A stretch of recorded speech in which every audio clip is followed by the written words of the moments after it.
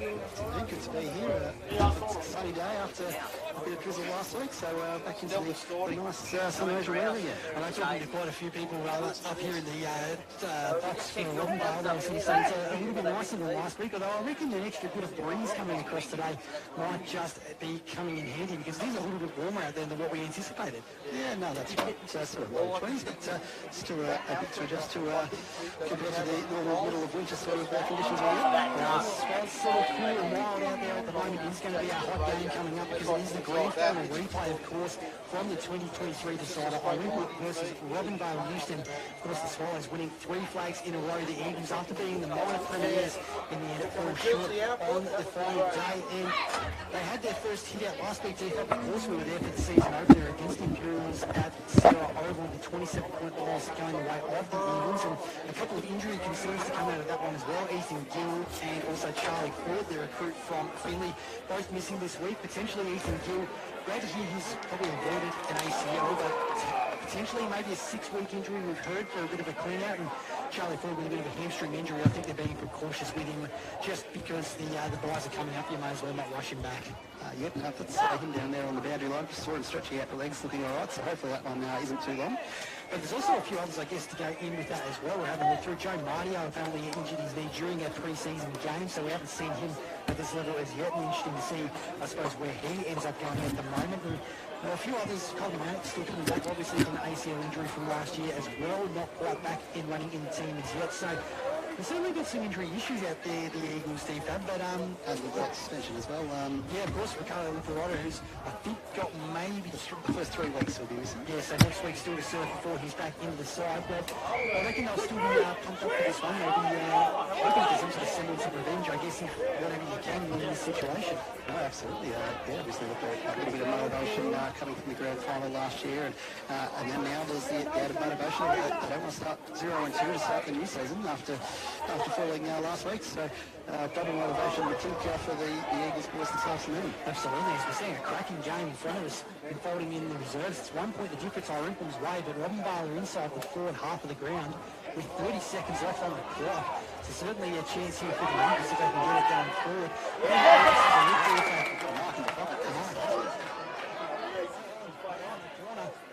And that's through for rounds on the other side. We've got the forward pocket. Absolutely. And therefore, I think you can have a piece of rain for us.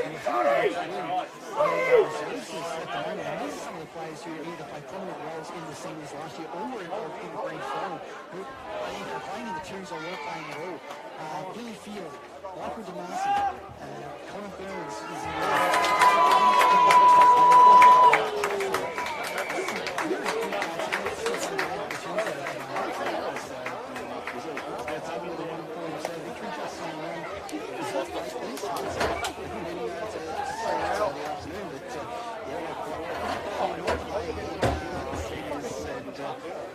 that's a lucky view of the quality that he's playing in the series. So it's still a very strong role. Absolutely. It's certainly usually looking around for this one, and a couple of debutantes are coming in with it as well. Of course, you've got a club debut for new coach Jake Thrum. Who's coming up from the this week. You know this flag in here? Well, and he's also got Trump as well, who's now been playing shooter in the A-grade netball. So I think the netball team was quite happy with the whole thing because apparently normally when the boys come, they usually send them not attached to anybody, so they don't bring any netballers. But this time they actually managed to bring one along as well. But Jake Thrum's going to be wearing the number 1 today for the Swells. Looking at that midfield rotation along with the likes of Dan Collins and Carol, of course, is last year also now among the midfield at this stage. Cooper Wilson, who's going to be wearing the number 45 for the Swallows today. One of the talented family coming through the ranks there. It's Isaiah Ali, I believe is the pronunciation for it, wearing the number 16 today, who's also coming up the under 18 ranks. He's named at fullback to start with in this game. Whether or not he lands up there specifically will be interesting, but you did ask whether he was going to be during the week, whether he's going to be an English beverage or whether he was going to be a Mexican soccer player. Oh, yeah, that's right. Or Ricky Martin there. Yes. So we know that. But yeah, good to know we've put that clarified. Looking forward to seeing a couple of impods. As we know, Irymple really good at bringing the next generation along, so that's happening again this year. Absolutely. Also, Coming back into the side, Ben Cirillo, who was out of the district last year. He's back in around the number 25. There's my brother Nando, in at the back 50, who's wearing the 26. Nice to see Ash Kenton in the number 43, of course, the veteran who didn't play seniors last year, back involved this time around as well. Robinvale, Euston, of course, a couple of changes from last week as well. You know, as we said, Ethan Gill and also Charles with injury. Don't take the games away out of the league, also Cosio Angel out of the side as well. So Nick, Robbie Zachary has come in, and also Anthony Costa, Jackson Leslie, and Jacob Wilson, of course, the veteran. Just going to try and jump out. Craig Davidson with this does with the troops today, do you think? Probably guilty at times last week of trying to play too much dry weather footy over the day. But today would suit them perfectly if they could get the game to have a run. At least it would just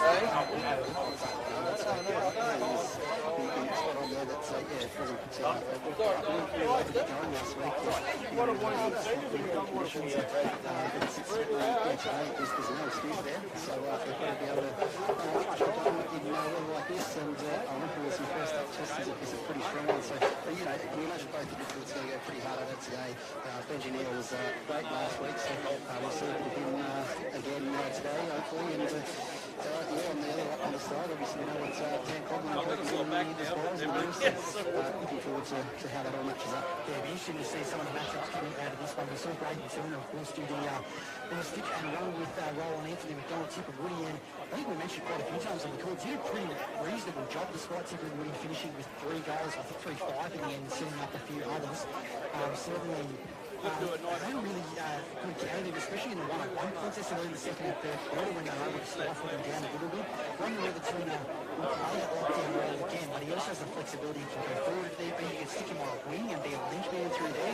You've got plenty of options with the skipper. Well, I guess it's against Irymple, you know, there's probably a few different options as to how you're going to use him. So, you know, we did hear from Jake Thrum last week, and one of the interesting points for this one is he might have a little bit more attacking sense the Swallows this season. That might be the little change he tries to add to what they've been doing. So we'll see how that plays out and how their forward line shapes up, because it might be that there's some interesting matchups in the forward line this year for the Swallows. Yeah, absolutely. He did obviously try to bring about a different game plan from what he told us last week in terms of heading into the attacking 50. Speaking of attack, there is only one man who can attack from the boundary line for Hot FM.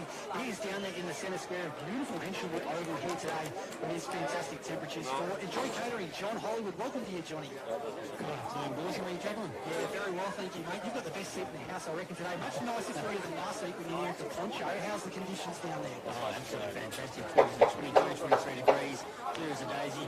No breeze whatsoever to talk about regards to affecting any game. Good enough. Afternoon, Hall. Could I have your attention for one piece?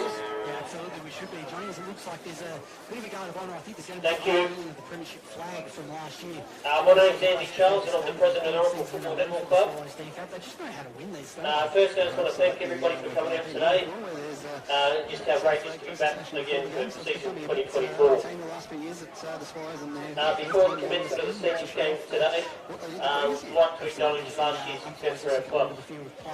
This includes our under-18 senior football side to Premiers in 2023. Also, I'd like to highlight both sides' feats, and firstly with our under-18 boys going back-to-back in 2022-2023, and also our senior boys back-to-back 2019, 2022 and 2023. Amazing effort for us, so congratulations. You mate, I'm so proud. So without further ado, I'll ask Brian Rhodes, vice member of the club, to raise the flag. Power forward, regardless of his size, Isaiah Johnson kicked 5 or 6, or vice versa, doubling for Irymple. That's the side for the wins today. Yeah, absolutely. We did see the impact, Johnny, of Justin Whalen last week. He kicked 3 goals in a row in the second half. Brought the Eagles back within 4 points in the fourth. No pressure, man. And obviously, with Ethan Gill not in the side today, he played a pretty important role alongside Dylan Atkins in that.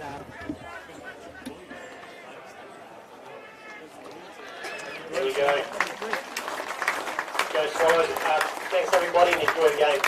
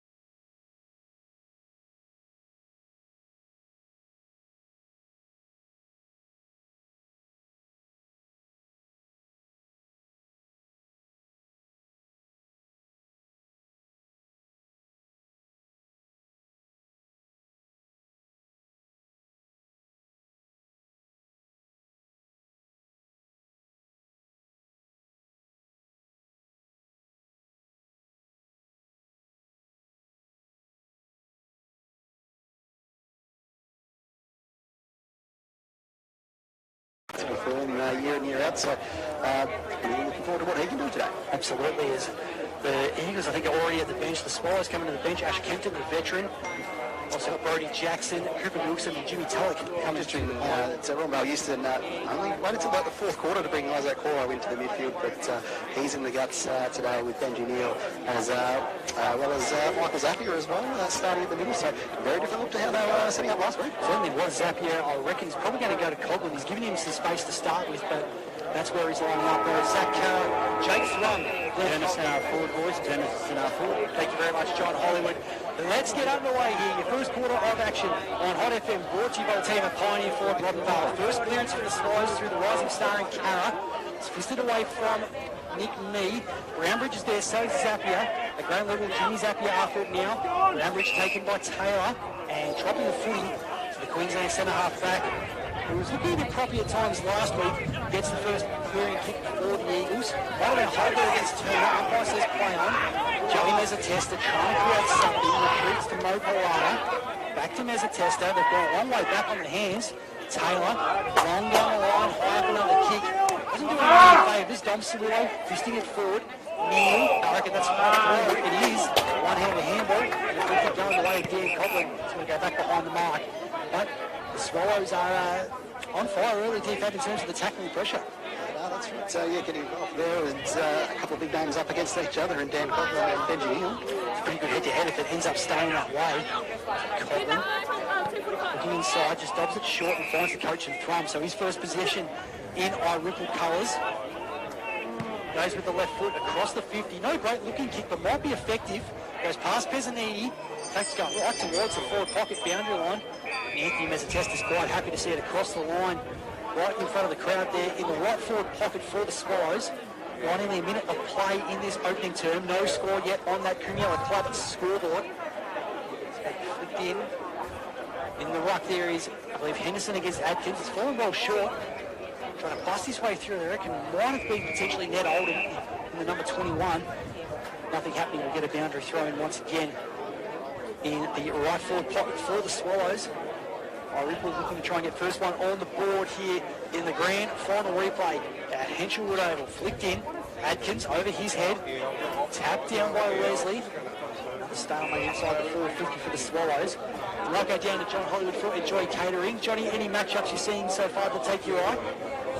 Well, the placements at the moment, guys, obviously playing what we call ducks and drakes, that sort of stuff, a little bit of a different line from last year's grand final side, but that's going to happen in the first 5 boys. We already had 2 chains and interchain trying to get the matchups right, so we'll back to about 5, I reckon I'll be a bit more clearer then. Atkins wins the free kick out of the ruck contest in the back line, so the Eagles will get the chance to switch it across to Garefra to try and set things up.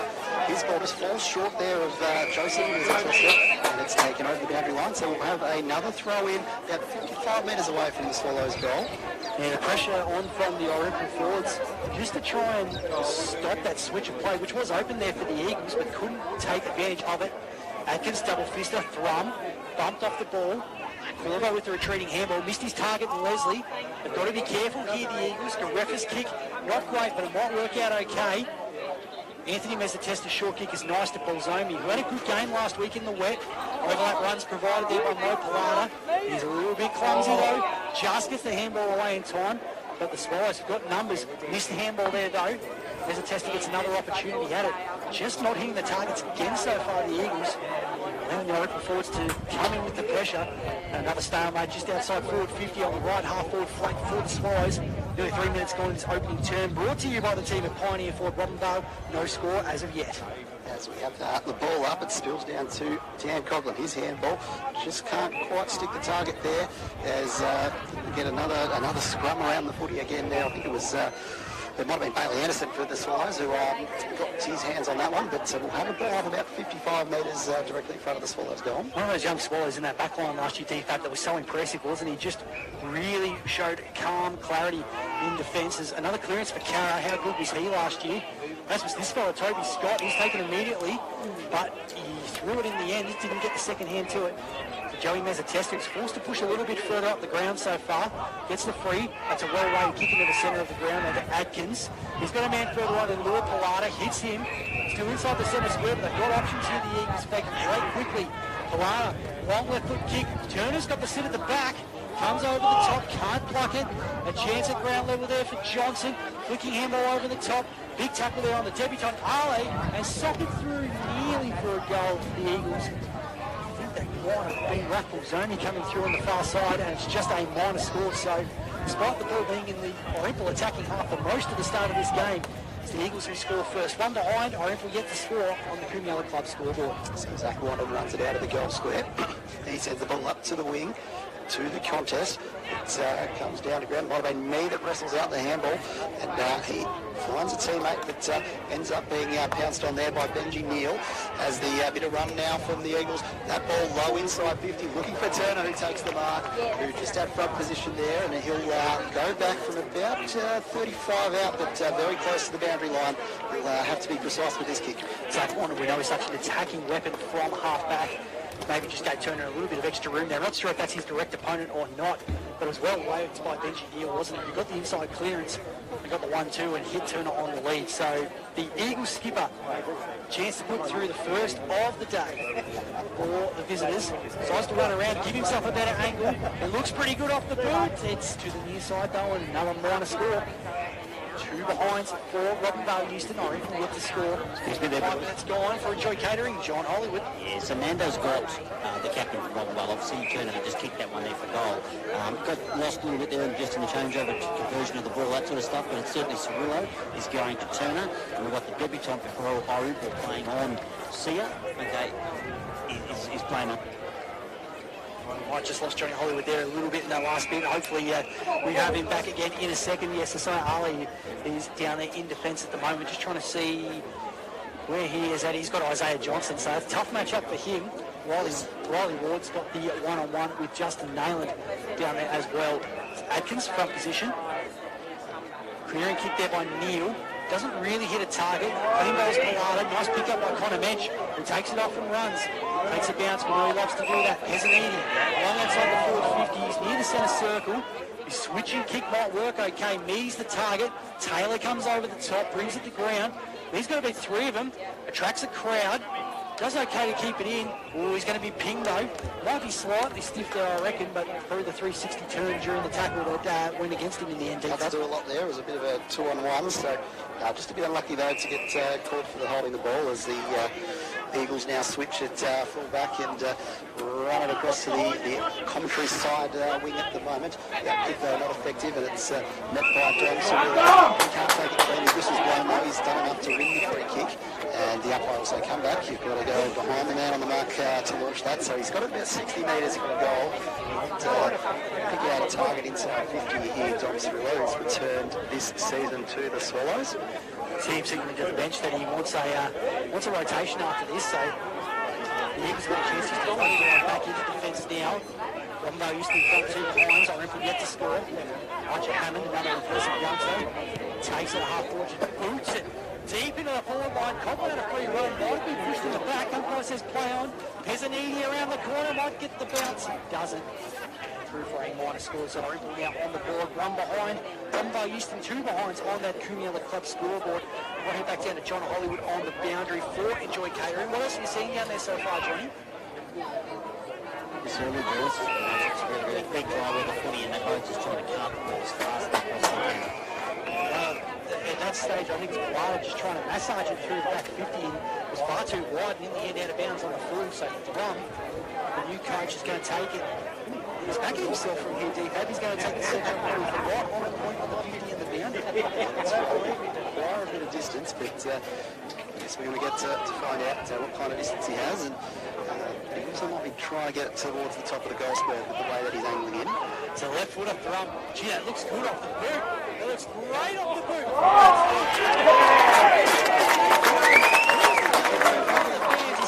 This is home now. First goal of the day. Going away at the Swallows. 1-1-7. Robinvale Euston 2 behinds on that Coomella Club scoreboard. John Hollywood on the boundary.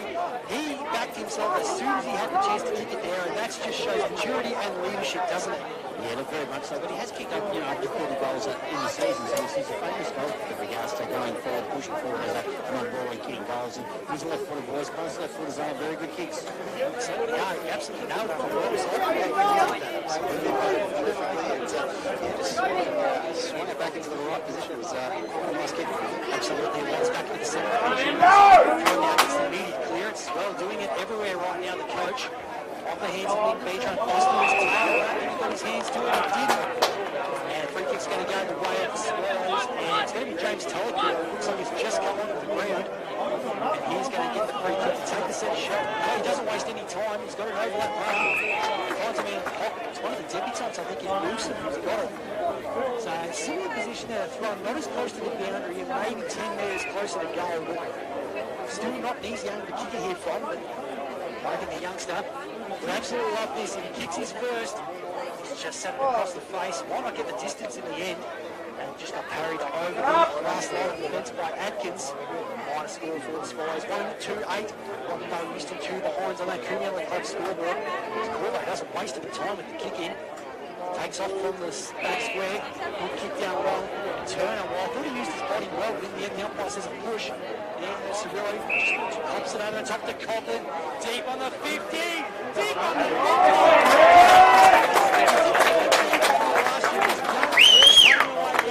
2024. Absolutely put that through the middle deep. Just needed 2 steps and he was on the run. So for both sides now, that was the 50-metre arc by the looks of it there by Dan Coughlin, and didn't distance him travelling in the end. So both he and Front had hit the scoreboard from 50 metres out on tough angles. So good start for the 2 midfielders. Absolutely, John Hollywood on the boundary. I reckon maybe Brady Turner can consider himself a little unlucky there, but great work by Nando Cirillo to get the ball in quickly. Yeah, very much so. I think it's 2 hands of it. They've been getting that away with that for years now, so that's the sort of thing that forwards can do in that case. It was played against him, unfortunately. Centre now is Neil, tries to get the clearance. Great smile through Euston, the youngster, but Corvo gets it inside forward 50. High up and under. Might be a chance here for Bolzomia ground level. Johnson also there. Got one front on, umpire says it's okay. Milana, handball backwards. Around the corner, Jackson Leslie. Could have bounced the full. I reckon he may have got one a little high. The umpire didn't see it. He's going to be out of bounds back forward in that right foot pocket. I'm going to check in with Max, the ex-hole left. Jake's throwing. He's had a few touches so far, Maxie? Yeah, Jake's had 5 possessions so far. He's certainly been quite busy out of the middle of the ground and inside at the 450. One of the highlights, I think, over the backside of the field. The old open nights. Sunraysia and Zagreb. Operation Club, obviously, is doing that coming back. That's right. Somewhere in the 20,000. It's come back now, so it's really good to reset and pull back and try and move the ball up this commentary side of the ring. So on that run, it was Jackson with the kick. It's Honey Peter run at it. It doesn't waste any time. He takes off. He loves to do that. Handball to Anderson. It's flipped back over the top of the Tulloch. Back to me. They're running in waves here, the Swallows. Breaking the flying D's. No way for the Swallows doing the same thing. Chance for Mitch. On the run. Right foot kick. What a great run, though. He didn't get the penetration. He's looking to stop over the back. Might take the ball easily in the middle. Missed the short kick. Works okay. Matty Camera did some nice things on debut last week. He's full-chested. Good chip down the line. It's not great, though. Intercepted. Mark taken by Wanda. Whole gamer for the Swallows.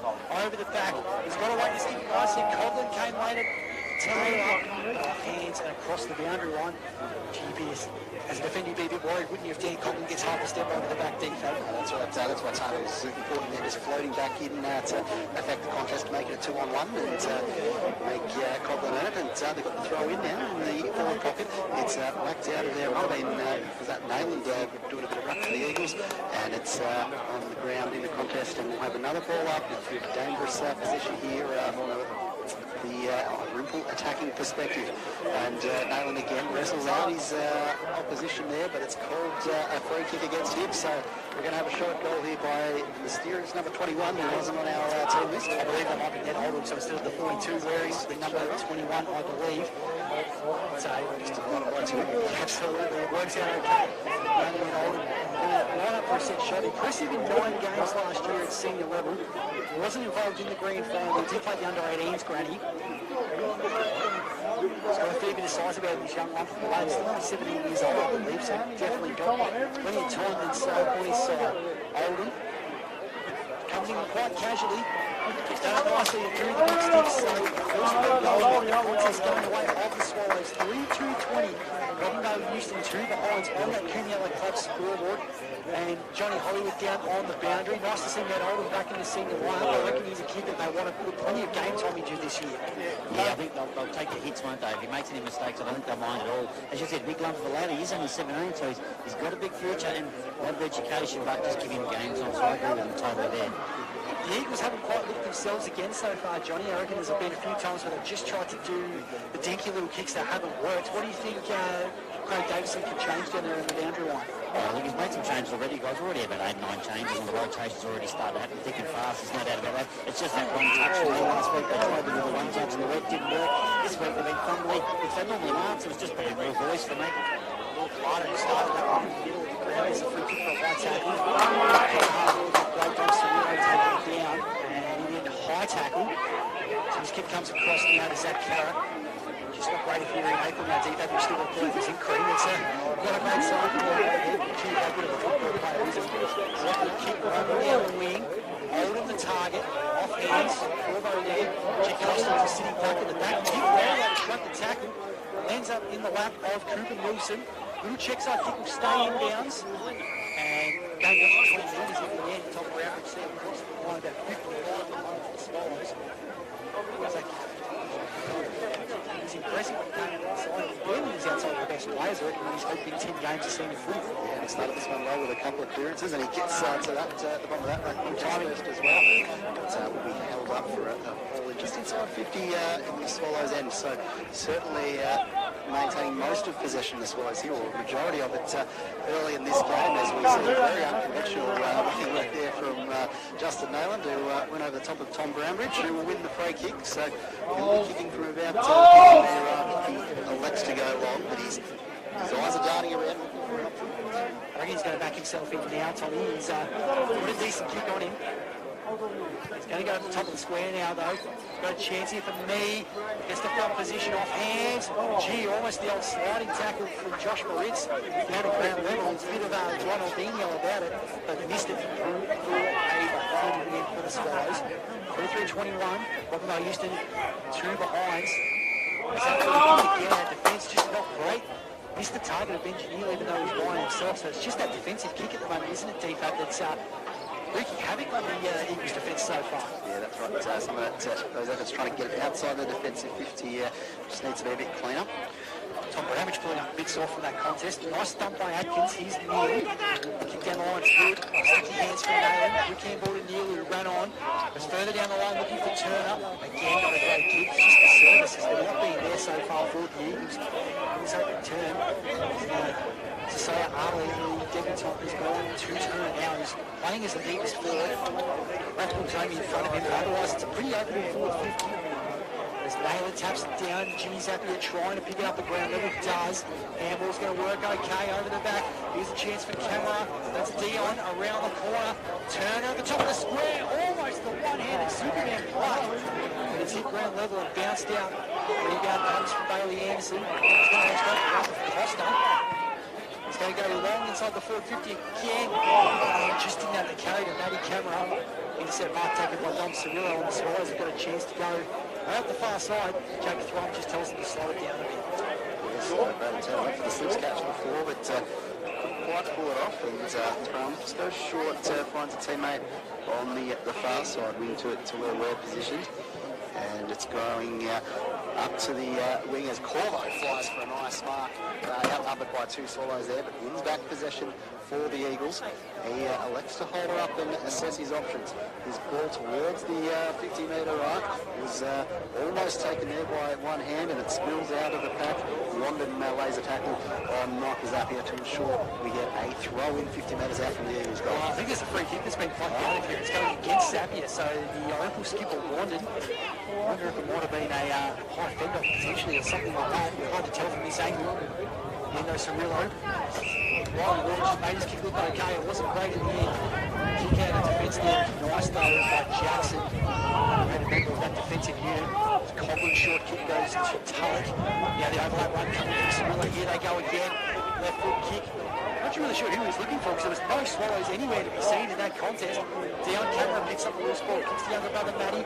Couldn't take the mark, but he's got the switching hand over to Jimmy Zappia. Left foot kick looks nice, brings Turner towards it. 55 from home, doesn't waste any time to wheel and go. Spearing kick towards centre half forward, missed the target. Coghlan sockers it forward. Fresh air, it was really fresh air. Half some on the chest. No chance for Moyes. Goes down the line, looking for the knee.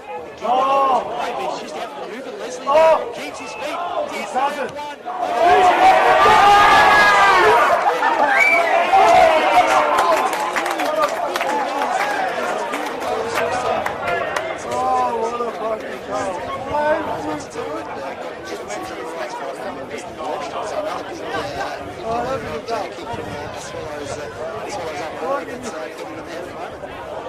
John Hollywood is just so good. He's put him into the midfield.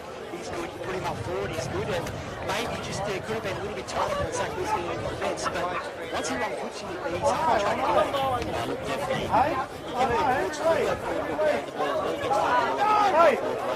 When it comes back to it, it's more than the nickname of the world. So they're going to finish off like that and every opportunity they get. Just a beautiful kick in the end, wasn't it? Just one or two steps and Dodson fifth on camera tight in the middle, and his thirds goes to Turner, and then Turner finds Izzy Johnson. So that's the perfect sort of chain of possession for the Eagles, and he'll get the chance to respond. And then kicking straight in front, but probably just inside from kicking on camera. And like I said, we've got all of the rotation. Steve had to just try something different against what they're killing the Eagles. It's exactly right. So good to see. Certainly has earned the opportunity. He has Dio on camera, been excellent up forward. But right now, someone who has had a bit of a slower start to this season compared to last season on what we've seen so far. Isaiah Johnson would be very keen to hit the scoreboard in this one with 4 goals behind his side at the moment. Late in the first quarter, gets close to the man on the mark. The Eagles get themselves on the board for Izzy Johnson.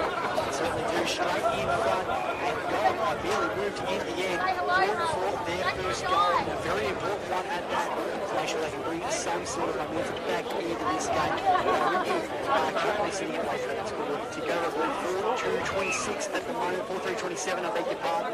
Robinvale Euston now 1-2-8 on the Cumulus Club scoreboard. Just 21 minutes in this opening term, brought to you by the team at Pioneer Ford.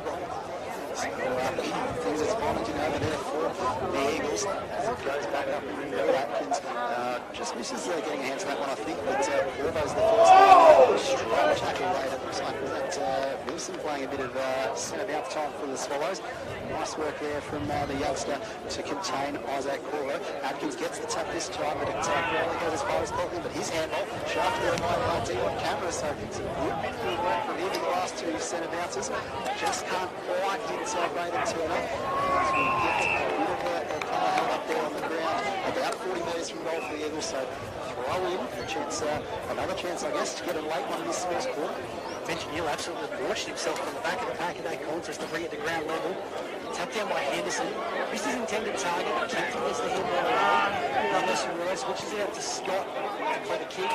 Short, right in front of the interchange gates, takes it. Is Tulloch. Spears down the line, off the chest of Fernando, and the Eagles are now just since they built a little momentum. Taylor, under pressure from the Reds, but the Eagles have managed to keep it going. They thought it went out of bounds. They did really, really well. Henderson taken down right below. Anthony has a test. Not happy with the punishment he got. Euston coming out of the floor, banging in well. Roman tries to get to it. Just got the kick to it, I says. Probably down lucky in the end, the Eagles. Now that's going to be a downfield. Just got to be a bit careful. It's a little bit rogue with the forearm coming through. So he was a bit frustrated second there that his teammate didn't go for the tackle. So we'll probably continue with that on to the next one. Still got to keep your head though when you're going down the line. Pesaniti takes it, chips it short. He's right on the 50. He's going to chip it short, but give it a lead. He didn't take it. Almost a little light when he was coming at it. It's bounced off the big chest of his. Zappia. That's an interesting kick from Foster. That worked okay though. Anthony has a test. He's made a good start to this game. The Netball Antonio has a tester. Handball to Jim Zappia. for the lead of Naylor. Gee, that's good strong hands there from the veteran. Quick handball, Jackson Leslie shows some speed. Looking for Turner. The roll work okay. Fends off his opponent at ground level. Shrugs one tackle. Kick over the shoulder. Is it going to land in the right from Johnson? He needs a good bounce. He doesn't get it. This is going to bounce in the left forward pocket. Just showing a little bit here at the moment, the Eagles, Steve Fairman. When they get that run and carry game going, they look so much more dynamic than that little chipping game out of defence. That's exactly right. So just moving the footy, and we saw games after in full flight, they're getting their run. So a bit more of that is probably what they're looking for as Naylor's touch. Guys mentioned earlier, sort of just dribbled him on the ground towards the goal, but a little bit too much on that and roll through for a behind for the Eagles as we just touched on 24 minutes gone in this first quarter. Benji Hill looks like he's had a few touches so far. Max Horner, how many possessions for him? He always had 6 possessions so far. Yeah, I think all kicks as well, so you can certainly see that he's trying to be the man to lead forward from the ground. Handball to, I think that might be Nick Mee forward, he passed. Long kick down the lines off the hands of Brown, Butcher's presenting. He's starting at centre half forward, tries to soccer it. Again, the Eagles going to have numbers. Bit of a fumble there, I reckon. Atkins is taking the ground level. Good tackle there by young Wilson, who's just Right, getting involved and not afraid to take on Corvo it was this time. So he's really standing up to some of the big body players for the Eagles. It's a big man to bring the ground level as well. He did well. There he is again in the middle of the pack, young Wilson. We like what we've seen so far. And a rolling scrum still continues down the wing. Brownbridge a little frustrated, I think, with Jake Refa holding on to that tackle, but it's another stalemate. June 3, 4-3-27 for Irymple, 1-3-9 for Robinvale Euston. Out of bounds again on the 15th Street wing. And we're going to get another throw in at the moment. Again, we said earlier before the game, congratulations to senior boundary umpire debutant John Winter having a run around today. It's flipped back inside, and there goes your quarter time siren. It was pretty much all Irymple in that quarter. A late goal from the Eagles certainly salvaged something, but the Swallows were on time. 4-3-27, Robinvale Euston 1-3-9. That's on the Cuneo Club scoreboard. And return brought to you by the team at Play for Robinvale. This is SFL football on 106.7 Hot FM Metro. Michael Booth, Max Hollingworth and John Hollywood bringing you the action. We're going to go back to the studio and back soon. For your quarter-time mark, the second time brought to you. I'm here for Robinvale, as your local dealer for new cars, pre-owned cars, and friendly customer service. As your local dealer for service needs or just general advice. After 35 years owned by the same family, they're still the team for excellent customer service, quality vehicles, and the team that gives you a good coverage. Currently, you can see them today, so they can do quality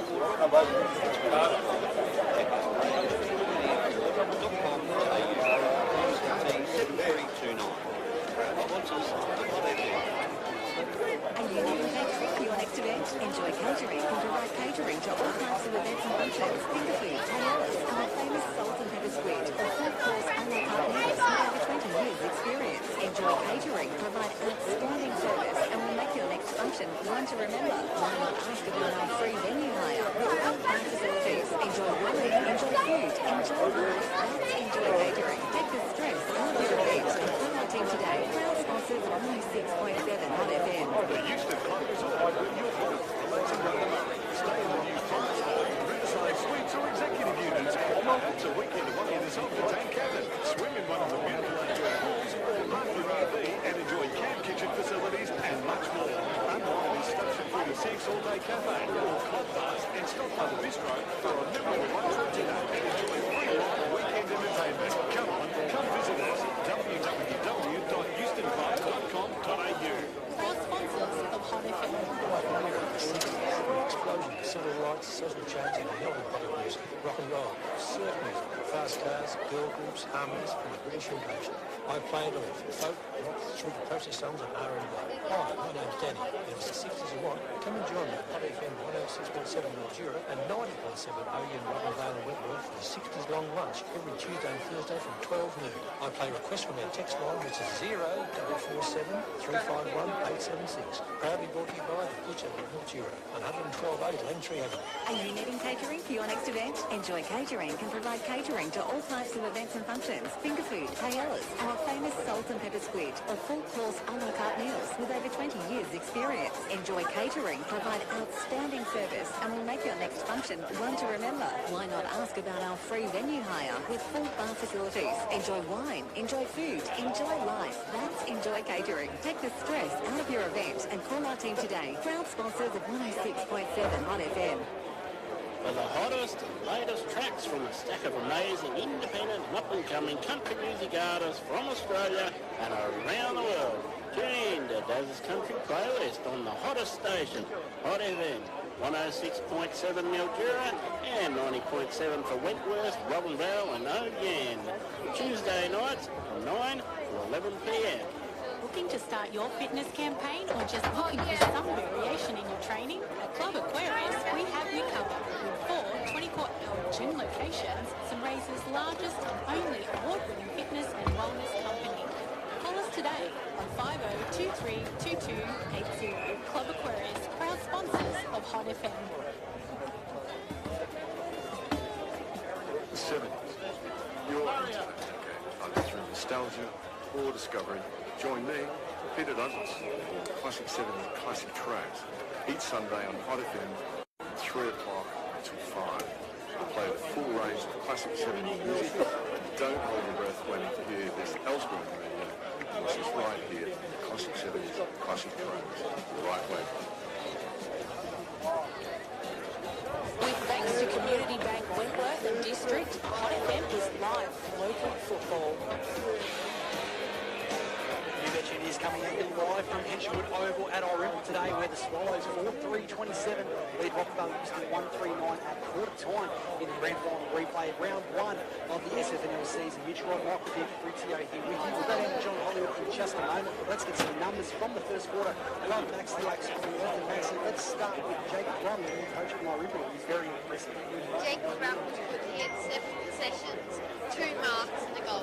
Yeah, very nicely done from him. Dan Coughlin. Dan Coughlin was also good with 5 possessions, 2 marks, a tackle and a goal. Tom Brownbridge is maybe a bit quieter, but he had plenty of players on him at different times. How did he fare? Yeah, Tom Brownbridge was quiet with just 2 possessions.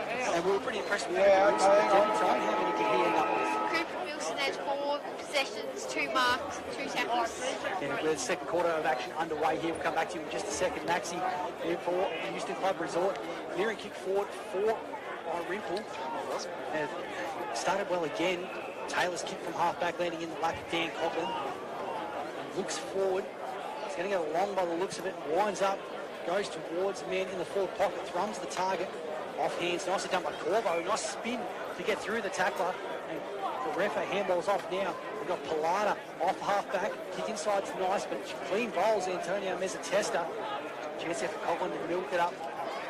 And the ball comes back. G. Henderson's under some real heat. Neil, that was old school short front style through the ribs. It's just about ended up at the on the run servo on the other side of the road over here. And meanwhile, there's going to be a free kick going the way of Jake Thrum. He's going to look forward for the Swallows. Little kick is going to work okay. Hammond takes it half forward. As the Swallows just settling down. Hammond goes long, looking for the lead of me over his head. Chance here for a Foster to clear from defence for the Eagles now. Leslie on the run. Goes long down the wing. Might work okay. Ruffin Zoman takes a good mark. Now, the Eagles, Max, in that first quarter, what were the stats for Benji Neal at the start? Benji Neal was good with 6 possessions. And he's going to get another one here now for the Eagles. Kicks in the forward direction, looking for Pilata. Takes the grab. Nicely worked. He goes quickly looking for Nayland. Score from Ward Lake was good. But Johnson at ground level around the corner. And Izzy puts it to the near side. Just a minor score there for the Eagles. 1-4-10. Irymple 4-3-27. What about for Isaac Corvo, Maxie? Isaac Corvo was also good with 5 possessions. Jack Taylor? Jack Taylor was quiet with just 2 possessions. And Antonio Mezzatesta? Antonio Mezzatesta was also quiet with just 1 possession. Lovely work there, Maxie, as Jackson Leslie handles back to Taylor. Kicks towards the forward 50. Looking for Turner. That's a good mark under some real heat there, Deep. He had 2 opponents to beat and did it well. He did well there to just take a nice clean mark, and he's going to be about 55 to 60 metres out when he kicks this. Just loads up towards the top of the goal square. Izzy Johnson's there, but sliding through to take a nice intercept mark there for the for the Swallows rather. Looks like it was Toby Scott, Toby Scott there. Who, just goes short, chipping it around in the back line now, and it ends up in the hands of Zach Wandon. So might go down to the boundary for Enjoy Catering. John Hollywood. Johnny, what did you hear from the quarter time huddles? But the biggest thing coming out of both huddles, it's quite warm. We've had 20 interchanges from both sides already, so 40 all up at the start of this game. Biggest thing is the unforced errors, boys on both sides. Keep them down, you win the game. Both coaches mentioned the same thing. Gee, you timed that perfectly, Johnny, because that's exactly what happened there. The kick out of defence from Jackson wasn't great for Irymple, and it's going to be Lua Pilata try and send the ball back inside forward 50. Irymple defence is just flooded back at the moment. Still hugs the boundary, and he's going to keep that wide, I think. Adkins is taking the mark, and it's going to be paid. Gee, that was tight. But the big man with the long limbs, I reckon, was able just to mystify, like Yuri Geller, just managed to see what bends inside. And it's going to be paid. It's a pretty wide ball as to whether that was out of bounds on the full or a mark, but Adkins will get the chance. Goes across the face. One step and kick, and it wasn't great in the end. In fact, it's out of bounds on the full in the opposite pocket. Perhaps where it deserved to be in the first place. So, going to be a kick here for Riley Ward. Defence for the Swallows. It's the one behind so far this quarter, going the way of Robinvale Euston. 1-4-10. Irymple 4-3-27. 2.5 minutes in. That's a dangerous kick. Gee, Scott did well. Adkins brings it to ground level, and Nayland, I reckon he's put it across the face. He has. Opportunity gone big there for the Eagles. 1-5-11. Irymple 4-3-27. Those little chances, DFAB have got to make the most of them when they come up. I'm starting to see a bit more of what we saw from the forward line last year. A lot of crumbing, a lot of stuff just at the fall of the contest. That's certainly how they got a lot of their goals last year. We didn't see it as much last week or in the first quarter, but just starting to see a little bit of that now. The 100-gamer Wandon goes long. Coughlin got a free for a hold, but Nick Mee's going to take the advantage. Takes a bounce, arches the back, handballs now to Carra. He takes a bounce. He's got an opportunity to give it off. He's going to stop and drop. He's going to look for a man coming past to the other side, Tom Brownbridge. If it sits for him, gee, the bounce is a shocker. It might still work okay. Gigarefa got run down. Only just got the handball away in time. And the kick from Foster will work okay. In fact, it's a lovely kick out of defensive 50 to Zapier. This kick for Joey Mezzatesta not great. Shrugs the tackle from the big man Henderson, and now they're off and running the Eagles in the opposite direction. Real slingshot footy. James Zapier down the line looking for Turner. Has the strength there against Cirillo. Turns and burns. Hasn't got time to settle. Quick handball. Missed his intended target. Wanda did well. But now Antonio Mezzatesta. One step. The big ball. Put him in the sub. That's a beautiful kick in the end off one step. First goal of the quarter for Robinvale Euston. 2-5-17. Irymple 4-3-27 on the Kumiala Club scoreboard. And we mentioned before, Dave had to go take the opportunities, and Mezzatesta really made something from nothing there. Yes, and happy to let the Swallows players know about it as well after kicking that one. So very impressive work to stick with that one and get the result for the Eagles, and a much needed second goal from them. Quite happy to pour the marinara sauce over the rest of the opposition. And John Hollywood for Enjoy Catering. He's an underrated member of that midfield, is the Antonio Mezzatesta, but he's obviously known for his clearance work, but can kick the ball very nicely. Well, he certainly can. He's working his bum off. He worked up hard past me at that time, and he didn't just stand there and wait for that. He actually worked down towards me, then back that way. So he really deserved that. It was off one step, 35, 40 metres out, bang through the guts, and he let them know it running back. So they're getting back into it for me. They're trying to watch those unforced errors and get to that ball first. Dan Coughlin might get a clearance from here. Just evades a sliding tackle from Corbo. Great smother, though, by Pilata. And the momentum's now with the Eagles. We've got the last two of the game. Kick forward there from James Zapier. Mensch trucks it back. He's got some support from Anderson. Kick inside's going to be nice. Lands in the hands of Jake Thrum. Doesn't waste any time, the former Golden Square midfielder. Kahuna, Kangaroo product. That's a lovely kick forward from Tom Brownbridge. Just wanted him to move into the space, didn't he, DFAB? Put it out in front. He goes long. Hammond's the target over the back. That's a good spoil in the end for Mo Pilata. See it across the line because Hammond had to sit and went through for a minor score. But how good was that kick from Jake Thrum, DFAB? That's what you want as a forward, for the ball to be put out in front of you and run into the space. That's right, needed to be fair as well, as Brownbridge had two players on him around that one, so weighted perfectly and marked perfectly as well. Benji Neal from centre half back for Robinvale Euston. Switches out wide, looking for ball zone. He was good last week. He slipped over at the wrong time. Gee, Zach wanted him well just to hang on to him. Kicks forward, but it's not a great one under pressure. He's going to scramble across the boundary line, left half forward. Out of bounds there. 4-4-28 Irymple, 2-5-17 Robinvale Euston. 6 minutes gone in this second quarter, brought to you by the Euston Club Resort. On Hot FM today, we're being kept upright by the good ship Dinger, doing a wonderful job behind us here in studio. Just popped out of that contest there, I reckon, from Hammond. At ground level, Moritz. Little handball might work okay for Coughlin. Handball it back. Was a clever kick in the end from Thrum. Didn't take possession. Just hacked it forward, high up and under. Corvo held up immediately. We're going to get a stalemate. It was clever from Thrum, wasn't it, Dave? I knew he wasn't going to take it immediately if he was going to pick up the ball, kicks it forward. John Hollywood on the boundary. Yeah, just keep an eye on Nick Pesanetti, guys. He's obviously come off an ankle injury just before quarter time. Been strapped, all that sort of stuff, but just have a watch out for him. Thanks for that, Johnny. As Antonio Mezzatesta goes back. Another impressive performer as a youngster last year in that defensive unit. Gives it to Scott. He kicks out wide looking for Tulloch. You always know who he is because he's got the fluoro boots every single time. Rambridge might have got one in the back. Umpire says play on. Chance here for Corvos to stop and drop. Looking for options. Switch kicks dangerous. Very dangerous. And then Foster just takes the mark. Pesanetti, the man there that John said to keep an eye on. Looking for Foster just by the required distance to Jack Taylor. Held up inside his defensive units. I think there's a bit of a scrap on the far side of the ground there as well. Not sure who's in the middle. Big Dylan Atkins gets up at the bottom of it. One up and to kick out defense there. Right at the bottom, jumping down Scott. Up on second there as well. So it's going to go the way of the Swallows. Came in, I think, around 14 against Robinvale Euston last year, D-Fab, and never lost a spot on the side. It's just did his job coming off the bench every week. Didn't go a game without kicking a goal last year, so 13 in 8 games. Very impressive from his first game onwards. So shows that they do develop a lot of young players and make them ready for senior footy. The kick wasn't great though. Brownbridge was 3-on-1. The drop mark at the back of the pack. Still a chance here for the Swallows forwards. Trying to create something here is Jackson Leslie. The kick's nice. Well waited for Neil. Quick handball off to Mick Zapier, who goes for the switch. They could be off here, the Eagles, if it sits. Well, Mo Pilata, who's got Bailey Anderson for company. Gets the handball just away in time. Anderson sticking fat with the task. Pilata's done really well here. Nice dribble as well. Did okay. Joey Mezzatesta finds space in the straitjacket. Short kick okay to Matty Camera. Waiting for an overlap runner. Comes here from Neil. Short kick inside to Atkins. The big ruckman's going to go long inside forward 50. Johnson's there. Lua Pilata's there as well. Ali did well to bring it to ground level. Chance here for Lua Pilata if he can keep his feet off the outside of the boot. Almost created something out of that pack. But it's been tapped across the line by the debutant Ali for a minus score. 2-6-18 Robinvale Euston, 4-4-21 for Irymple on the Coomiella club score.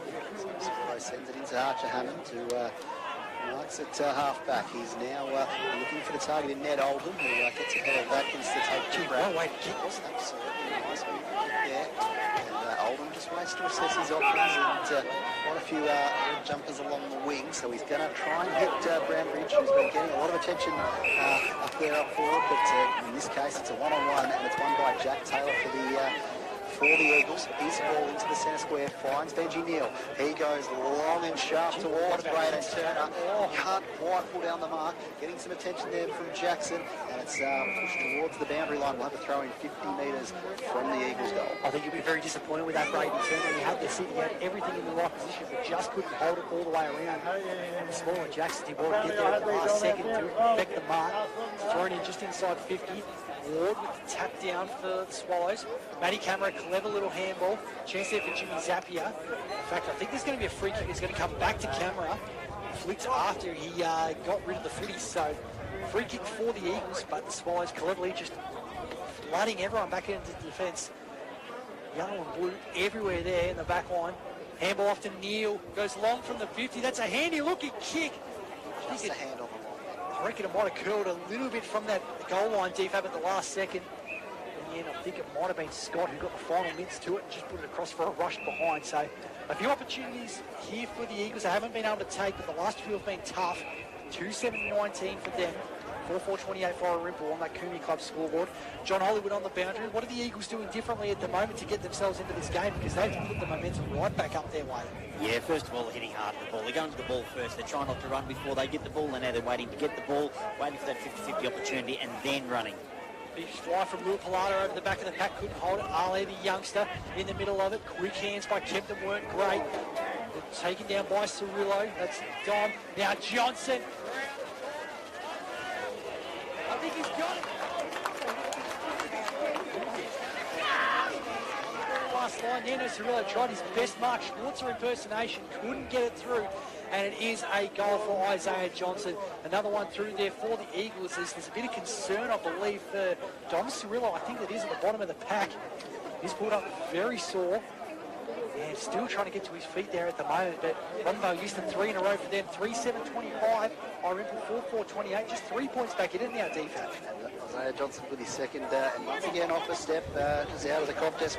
We're starting to see what we were seeing last year in that Robinvale Euston forward line, and just truly had enough on it to get over the hand on the goal line as Nayland's. So I sort of burrow away from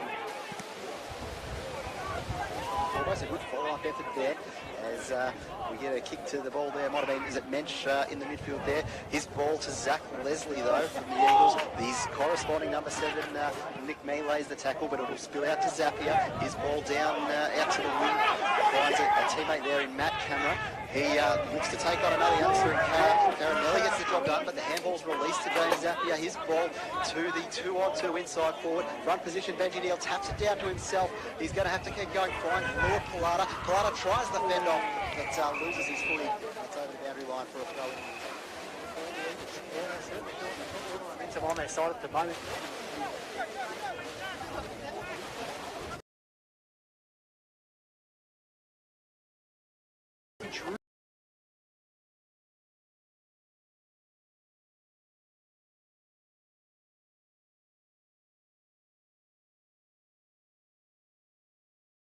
.428 on the Cumula Club scoreboard. John Hollywood on the boundary. How good of a tap was that from Dylan Atkins? No look over the back. He knew exactly where his midfielder was going to be. Yeah, look, exactly. They would have come from chalk, boys, no doubt about that. He's come from one side to the next. Ruckman's just pushed over his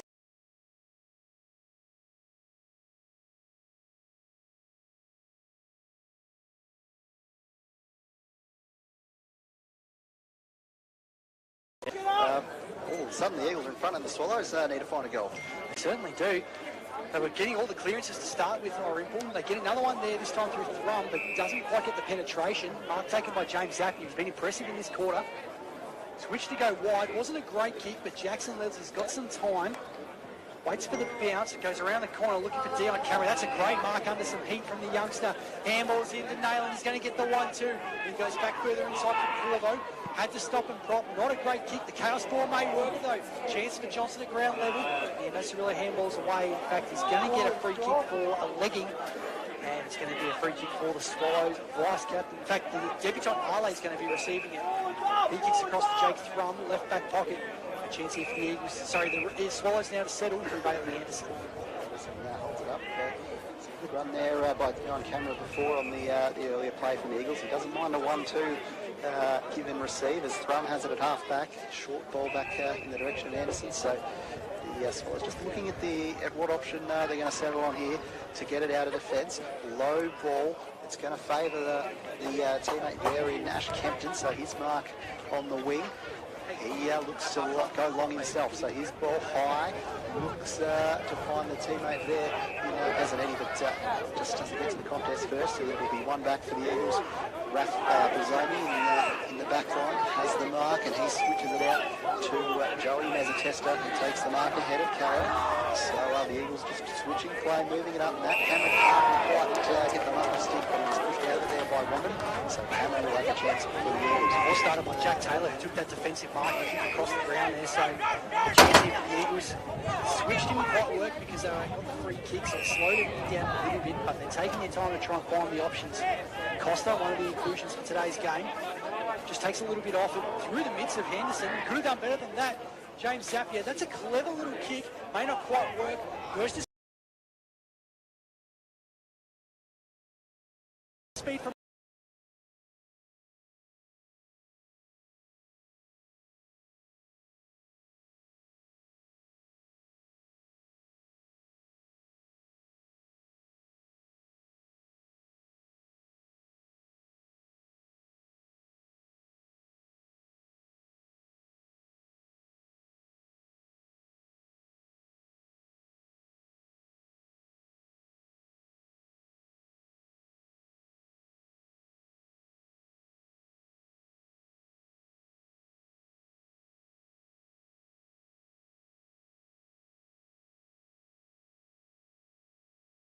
I was only 3 feet away and said it was fair, but he just turned blind, the poor one, the poor man, and got cleaned up.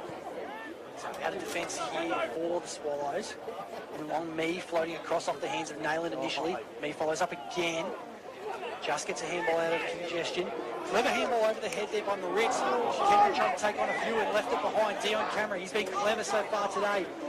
Handball didn't quite work for Mesa Tester, but Pilata's there. That's Lua Pilata. Goes across the ground, might work for Atkins. Got separation. Trying to see, I think it might have been Brody Jackson who just was outmatched in terms of height in that one, but in the end, Atkins in front position, not much the young defender could do about it. Hollywood will be keeping his eyes on Jake's front there because he was just trotting off, and even when the contest was a few metres away from him, didn't try and deviate, so he might have a bit of a concern of some sorts there, but Atkins now with the chance directly in front. He puts it straight through the middle in the end. Another one there for the Eagles. 5 straight for them.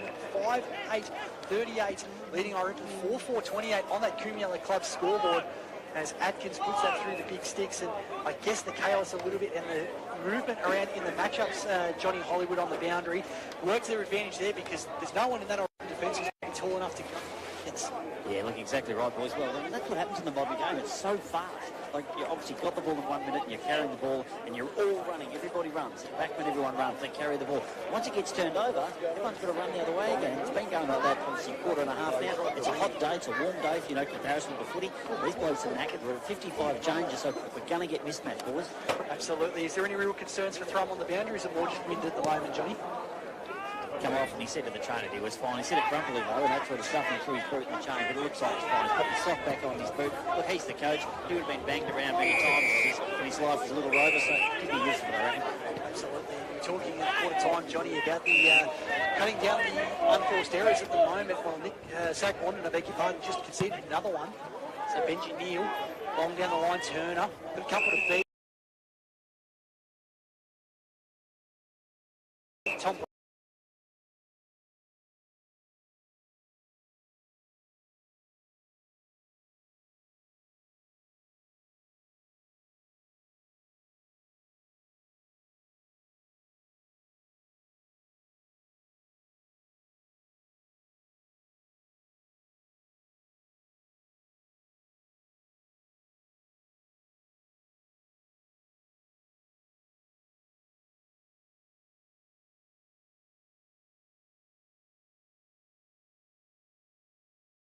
opposite pocket, Atkins at the back. There's a camera.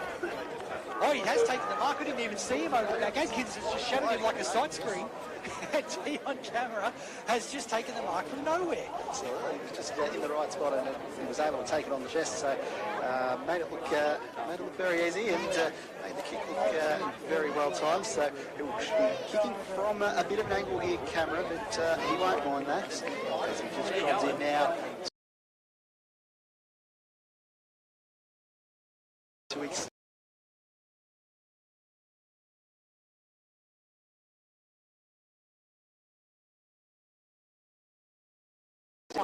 Fairly been able to have it inside that 40-50. I'm not sure if there's a particular end that's being favoured at the moment.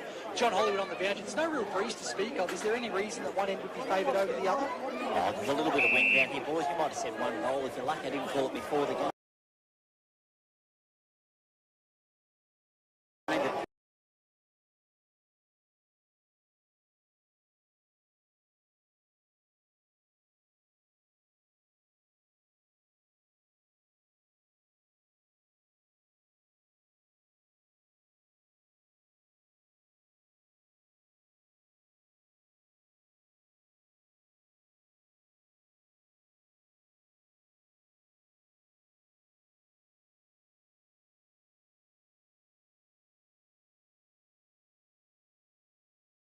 In his lap, though, and he's been the one penalised. Quite a strong tackle. So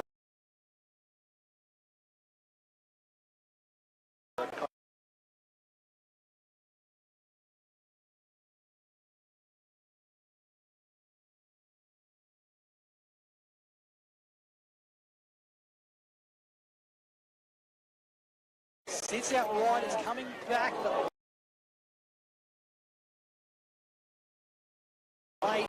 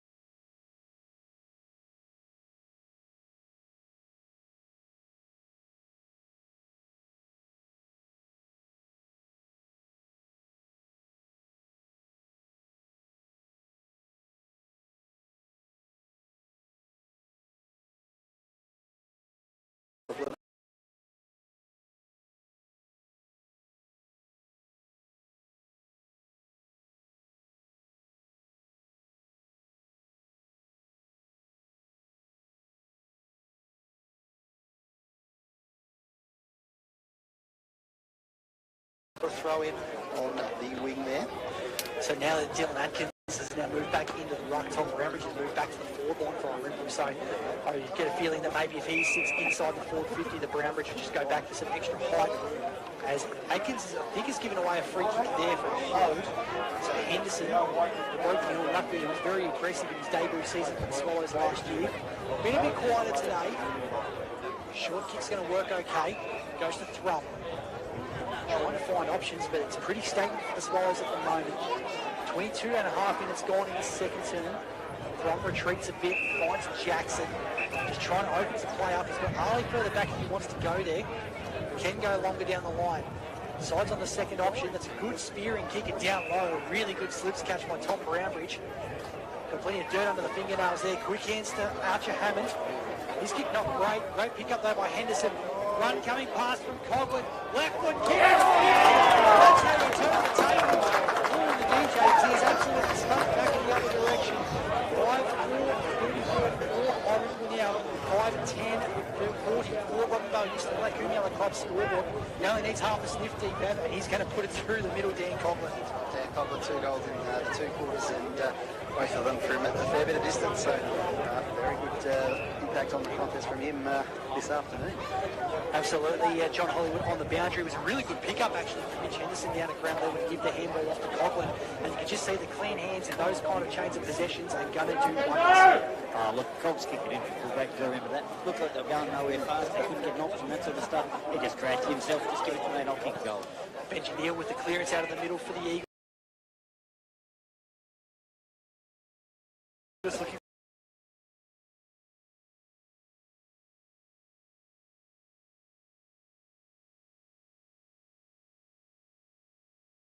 So the free kick not going the way of the Eagles, maybe slightly unlucky, but umpire Matt Buick says it's going to be okay. So thrown up right in front of the goals here for the Eagles at the back. Turner over the shoulder. He's put it through. It's not the same post again. Oh no! That post has been the biggest inconvenience for Robinvale Euston this quarter. 3 times in a row they've hit that upright on the left-hand side. Just a minor score there for Robinvale Euston. That kick goes very close to the boundary, but Wilson just keeps it in. Tries to get it out. In the end, it was just to space, and Dylan Atkins will be the one that retreated. So James Appiah, his handball just brings it inside 50. Gets the 1-2 though from Mezzatesta. His ball's towards the top of the goal square. Ball's back by Riley Ward, but there's all sorts of pressure under these Swallows at full back. But they'll get a clearing kick from Jackson. And it's Michael on the side.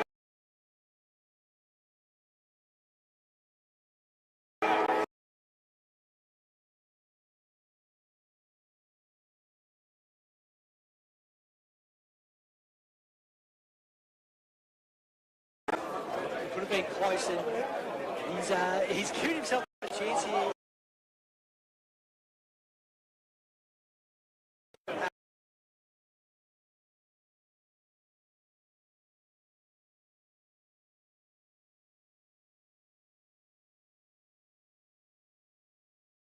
Have taken a 7-point lead going into half-time. They're 5-41, 5.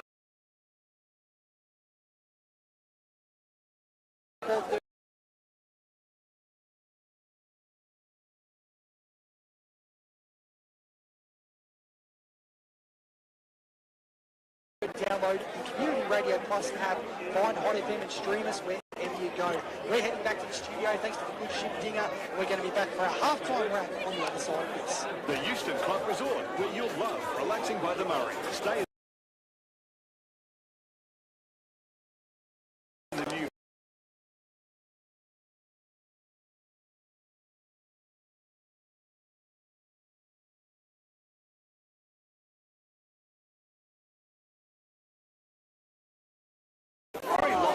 entertainment. Come on, come visit us. www.eustonclub.com.au. Proud sponsors of Hot FM.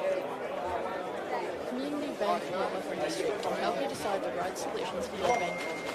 They not only give you access to award-winning financial products and services, but are also committed to returning profits to our local communities. You can also bank securely online using e-banking or the Bendigo banking app. Get in touch with Community Bank Melbourne District branch about your banking needs today. You'll find us at 3638 Darling Street, Wentworth, or call us to make an appointment.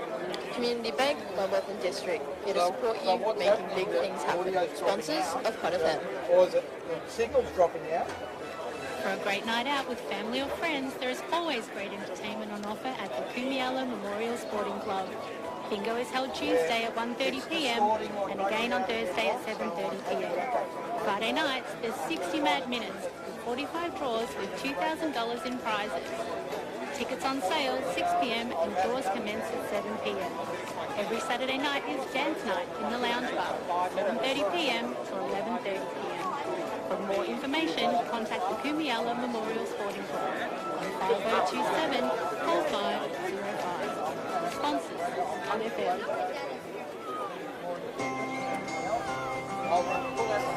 I love Hot FM because it's a great fun place to hang out, make friendships and play the music I'm passionate about. It's also a great mental health outlet for the win. Have you thought about being involved with Hot FM Community Radio?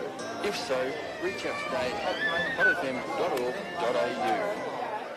Hi, it's Tim Simons. Join me every Thursday at 6 on Hot FM 106.7 for the essential collection of hits and pop history. From the swinging 60s through to the rock of the 80s. Essential hits every Thursday evening at 6, only on Hot FM 106.7.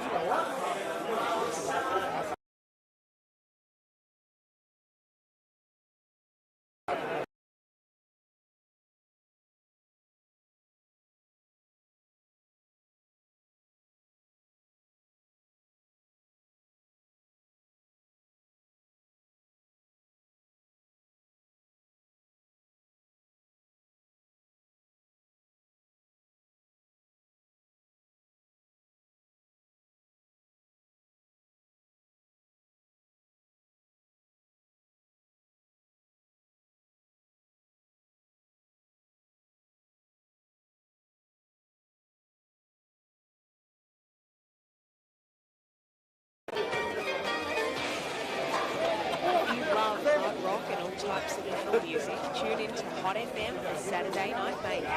My name's Em and I'll take you on a headbangers trip live in studio every Saturday night from 9 to midnight. Join me for 3 hours of the devil's finest tracks on 106.7 Hot FM. Got nothing to do on a Friday night? Then you need to join Bee and Ivan on at 7:30pm. Wait, Bee and Ivan talking to Boo.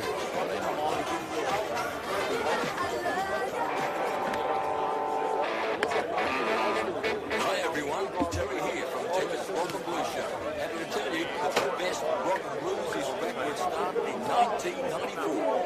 On FM 106.7. We're a lot older, but the rock and blues is today's best, including our acoustic set, some classic rock, our tribute to the late Stevie Ray Vaughan, Jeff Healey and Rory Gallagher. So, great to be back. You can catch us here every Sunday afternoon from 1 to 3 p.m. on your community broadcast on FM 106.7. Remember, rock on for the blues chase. You can get us here at all the w's.hotfm.org.au.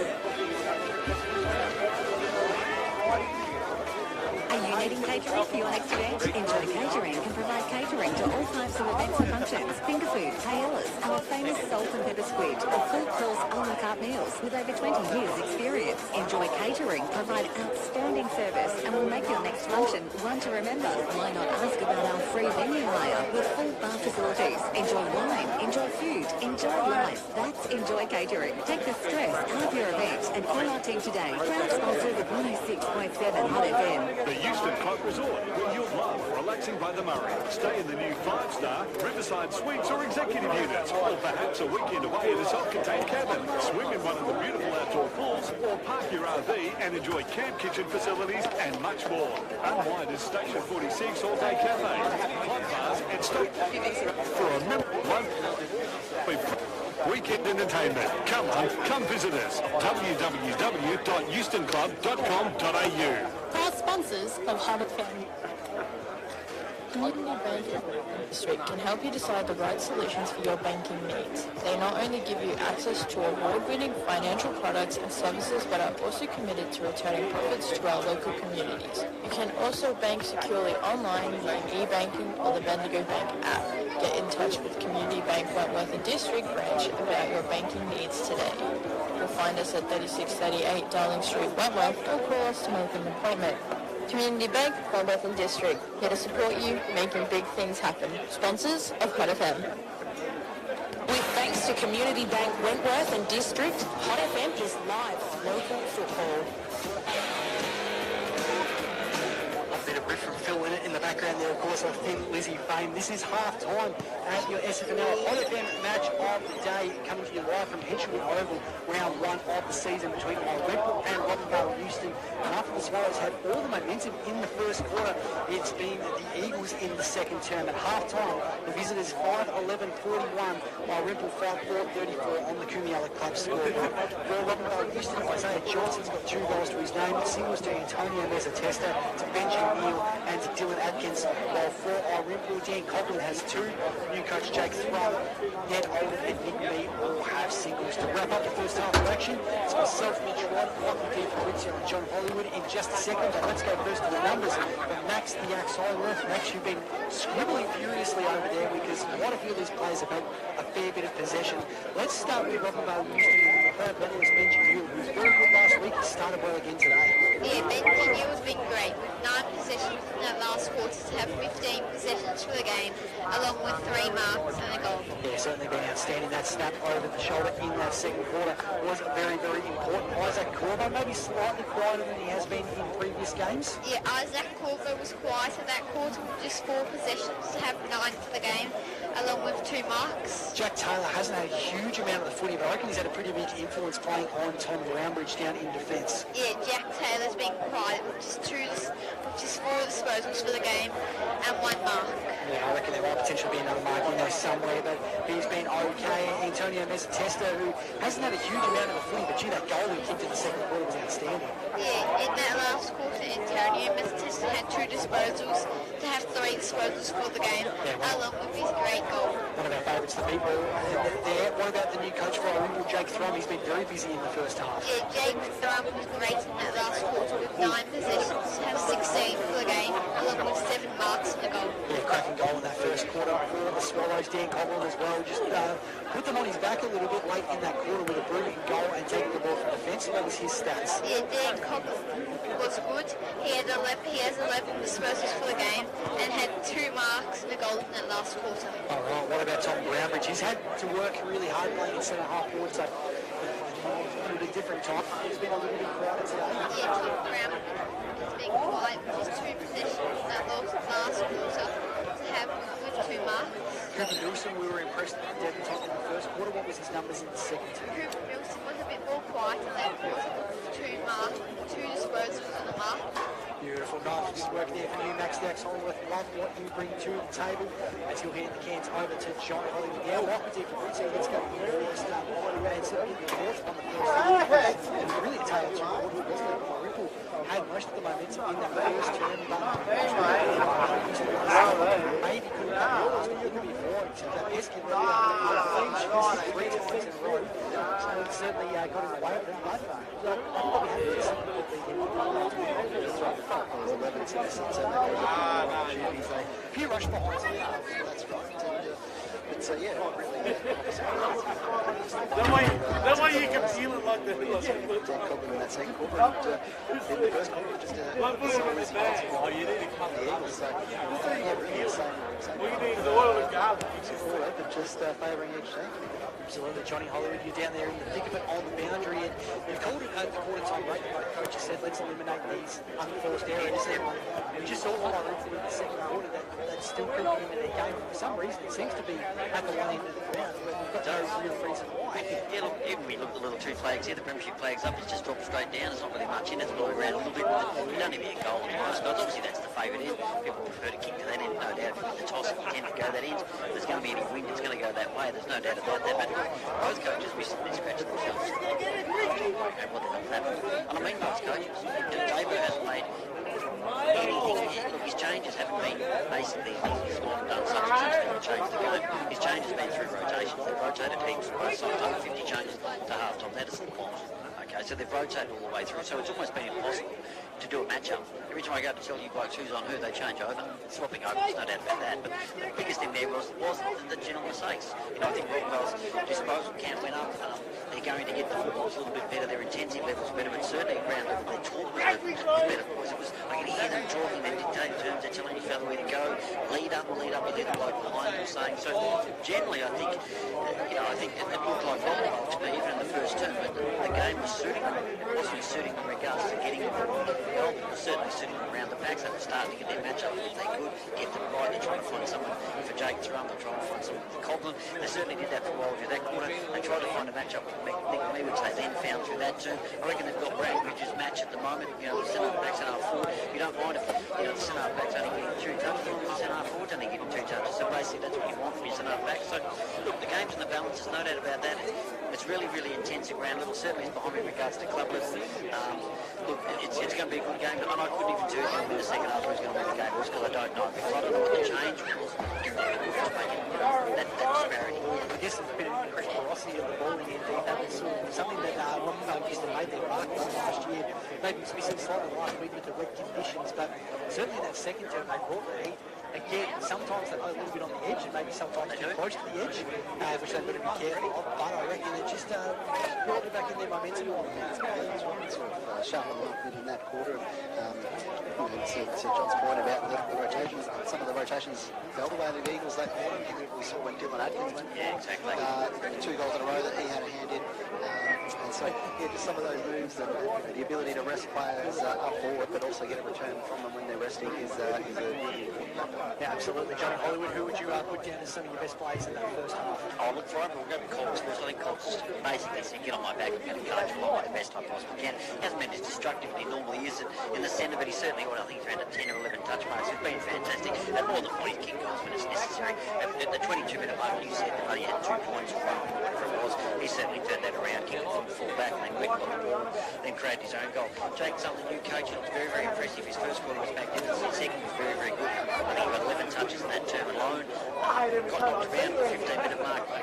Come off, lost the boot, was shaken up a little bit. The thing about it is, you're going to find out what sort of player he is. You definitely are. And you're going to find the expectations of the club, because this club's a pretty tough club, Irymple, and they're going to expect their coach to be pretty tough. They're going to expect him to go out there again after half-time. Injured or not, get out there, lead us.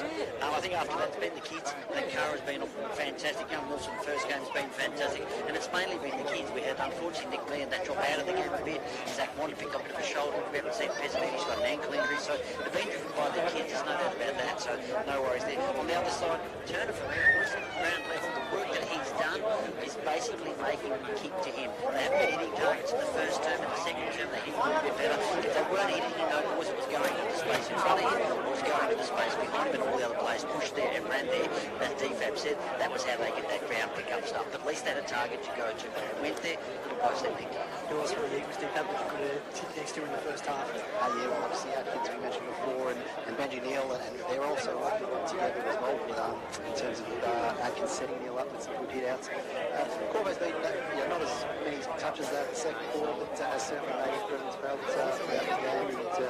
And James Atkins came into it in the second quarter, I felt, so still very clumsy, and it was quite... the ability of those fleet-footed players, Jimmy, is going to help bring the game over, because we know Irymple often just run teams off their feet. Their powerhouse ability, not only from a cardio perspective, from a speed perspective, can tear teams open. If Robinvale used to do the game on that today, it's going to be those kind of players who can open up space. It's going to be the one. Yeah, look, exactly. Don't underestimate the speed game for Robinvale. They're obviously a speedy team as well. They're the 2 fastest teams in the comp to make this in regards to their running game. No doubt about that. But Robinvale obviously had a hit out last week. Sunday, Monday, Tuesday, but after that, we've got their legs back, that sort of stuff. Don't underestimate that first run. Sometimes it's vital. We often say that horses don't win first up, give them a run, come back better off, and that's certainly what Robinvale have done for me. They looked very confident at quarter time. I wasn't so confident for them, but they were confident. Their coach was confident, and I can certainly see what's why in that second term. Yeah, absolutely. Thank you, Johnny. We'll talk to you back down on the ground in the second half. So both teams just get ready to get underway here. Well, third quarter of action here on 106.7 FM. Of course, if you're listening or you've got family listening in Robinvale, Wentworth, tune in to 90.7, catch us there. Also download the community radio plus app, search for Hot FM DP, listen to us wherever you go, which I'm sure you and the family do wherever you are. Absolutely, because mate, you can tune in to your radio to this second half here, and whether there's another reverse and whether it's an Irymple, but this going back and forth so far, so we're very interested to see how we work over there. But the Eagles sticking with starting with the Eagle combination that we're seeing Antonio Mezzatesta back at the centre bounce of this one, with Nailing starting the ruck, so that means Adkins just have a stint up forward to start this third quarter. And for the Swallows, you've got Canada in there. Nick Mee looks like he's having a bit of a run in the midfield as well, and can't quite see the other one at the moment. But yeah, it's interesting how midfield moves. Looks like Zach Walker is going to start on the bench here for the Swallows as well. Swallows have to keep an eye on how he's going. As umpire Buick in the middle of the ground, just about ready to get the ball underway in this second half of action. SFNL football on FM in 2024. Thanks to the Community Bank, Wentworth and District. So Nayland against Henderson to take the first throw of the quarter. Missed both in the end, spiked forward by Mee. Warbo leading the race back, just sits around in the end. Brownridge is on the end of it, he got taken without it. Umpire says play on to advantage, run around the corner inside 50, high up and under looking for Oldham. Garefa, the veteran defender, did well. Nilsson's also there, sliding in at the bottom of the pack was Garefa. We've given away a tripping free, umpire says it's okay. And Bottom across the boundary line in the left forward pocket is Dan Coughlin. It's a nice tackle away. Noah Foster to take it across the boundary line. Get a throw in that left forward pocket. The Swallows to close the gap on that lead if they can to start this quarter. Back in the pack, Nailing was slow, just got good laces to it, and they're going to have a chance to get rid of it here. The Eagles, hospital handball from Zapier was no good for Mezzatesta. Toby Scott has got a switch kick on. He wants handballs to me. He's got a shrug one tackle. He's going to try and go around the corner himself.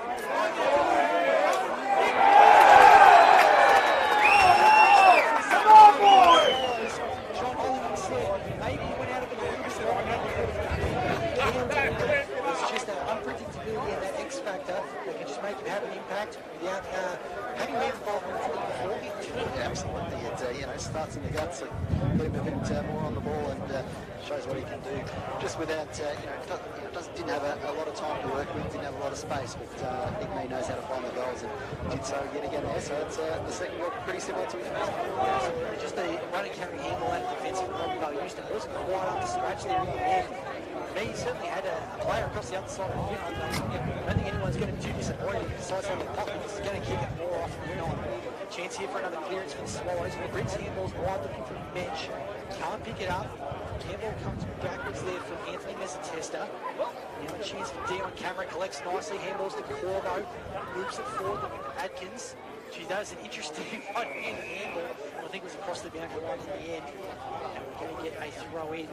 So Adkins starting forward again in this scenario, and Nayland's just playing loose behind the footy at this stage. Adkins will take the ruck here against Henderson, sparks it forward. Swallows in the pack though. Ward just gets a handball away in time. Nando Cirillo as well. Jimmy Riggs has just been absolutely horse-collared down at ground level. Maybe he's too small. Umpire says he's ducked into it. And in the end, Carey gets the clearance towards the centre of the ground. Tapped up nicely. Well picked up by Brownbridge. Arches the back. Just gets away as the man saw the line play, Jake Garefa.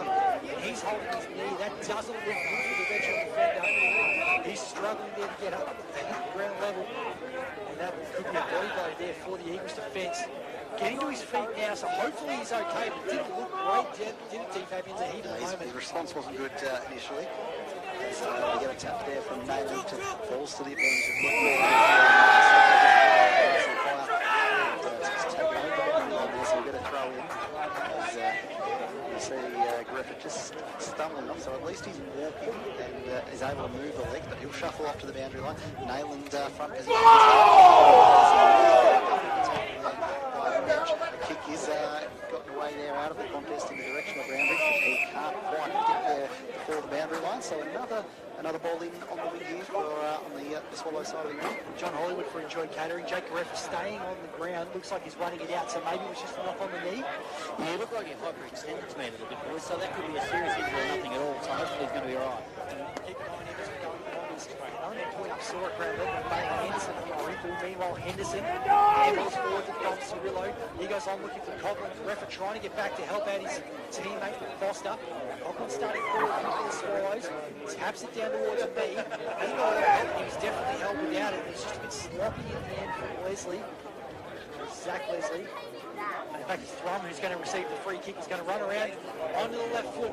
Goes long towards the square. That's going to go closest to the inside. And just a minor score for Jake Thrum. But it evens it up on the scoreboard. 4-5-41, 5-11-41, Robinvale Euston. That's on that Coomella Club scoreboard. 4 minutes gone in this thing. Corvo in the goal square for the Eagles, set to play on and just gain a bit of ground. His ball to the one-on-one. Looks like it was in the Adkins direction. It's punched out by Ward though, but might have been a free kick picked out of that. So Adkins will go quickly. The direction there might be Benji Neal was the target. He gets a handball off the deck to Raphael Bulzovi. He finds a teammate running in there. There's the Eagles looking to find a target inside 50, but that's all Dom Cirillo, so he takes the defensive line. Yeah, Joey Wilson Tester was. He tried to do the right thing to put in the space for Isaiah Johnson, but just wasn't quite there. As Cirillo hits the end holding. Youngsters moved into the ruck. Sasaya Ali, Debutant. Outside half back, he goes into the middle of the ground. He's got a little bit much air on that one. Going to work okay for Toby Scott. Kept his composure nice and range across the ground. Chance for Mensch, looking for Thrum, running inside forward 50. One dude couldn't quite hold it. Leslie's there with him. Thrum just turning him inside out at the moment. Might have been held without a turn to 3. Cleverly done by Jake Thrum defense. Never really took full possession, but just knew he had the defender on his hammer. No, that's exactly right. And looks like, yes, so Thrum's got an opportunity, very tight angle there to try and work it towards goal. But we've seen him before. We on the tight angle in the first quarter find the goal, so we'll look to do it again. It looks like he's going to try and go around the corner. I think Thrum is not going to go for the drop punt on this occasion, so I think he's favouring the left foot on this side. We saw him hit one from the opposite pocket first quarter. That's around the corner, and that's 2 behinds in a row for the coach. On score there, but at least the Swallows are back in front from their perspective. 6-6-42. Robinvale Euston 5-11-41 on the Coomella Club scoreboard. John Hollywood on the boundary. It looks like Dan Coughlin starting forward at the moment just to try and create a bit of a mismatch there with Noah Foster. Yeah, I love that move, boys. Imagine your Cogs walking towards you, you'll be sitting there going, oh my God. So it puts pressure on you without even doing anything. So I think that's a good move. At least they've had to move Foster to playing key position somewhere else. And trying to really get the likes of Mo Pilata to be free and running off half-back as Braden Turner through centre wing gets a free kick. Kicks down the line. Some wonderfully weighted ball looking for the camera. Well done by Anderson, though. Seemingly came from nowhere to get a hand in on that one, out of bounds. Left half forward here for Robinvale Euston, just outside the forward 50. Irymple leading by a point. Nearly 7 minutes gone in this third term of action here on 106.7 Hot FM. John Hollywood, Max Hollingworth, Mitch Rodman, and Michael DiFabrizio bringing you the action. Atkins just takes a wild swing at it and can't connect, so it falls for the Swallows to run it out of defence through Tulloch. His ball, his kick up the wing, looks towards Coughlin, but just a little bit too much on it to sit perfectly, and it's affected by Foster, who's had a good quarter so far in defence. As whistle's blown following that, and will go the way of the Swallows. Brownbrick runs towards it, but the kick will be for Ned Oldham, as he's about 70 metres from goal, so has to weigh up his options here. Go inside 50. Anthony Mezzatest is the man in the drop zone, and he takes it on the chest. So not an effective inside 50 there, and he'll kick it out. He's one of the guys we probably didn't mention at half-time, maybe deserving a mention. Anthony Mezzatest had a pretty solid game as Benji Neal goes long down the line, trying to get Raphael Bulzomi to run under the loose ball over the top. He's shadowed by Bailey Henderson. Run into the advertising boards. Going to get another boundary throw. 1 point lead for the Swallows. Nearly 8 minutes gone in this third term. The grand final replay on 106.7 Hot FM. SFNL footy coming back at you in 2024. Thanks to the Community Bank Wentworth and District. Double fist down by Atkins in the ruck. Raphael Bulzomi left foot around the corner. Looking for Turner. That's a strong grab. He had the size advantage. Again, doesn't waste time. Wheels and goes, and it's across the face. Disappointed with himself there, Turner, but a minor score. Brings the scores back level again, 42 apiece. Trying to see who he's playing on. I reckon that might have been Zach Wanden who was with him in that contest. No, that Wanden's still on the bench, so looking to come back onto the ground now. The skipper. And the kick out from the defensive line from Irymple is out of bounds the other way. Johnny Hollywood, Zach Wanden back onto the ground now by the looks. Our boys. So hopefully his shoulder's all right. He's got no strapping or anything on the shoulder, but he's been playing up on him all day.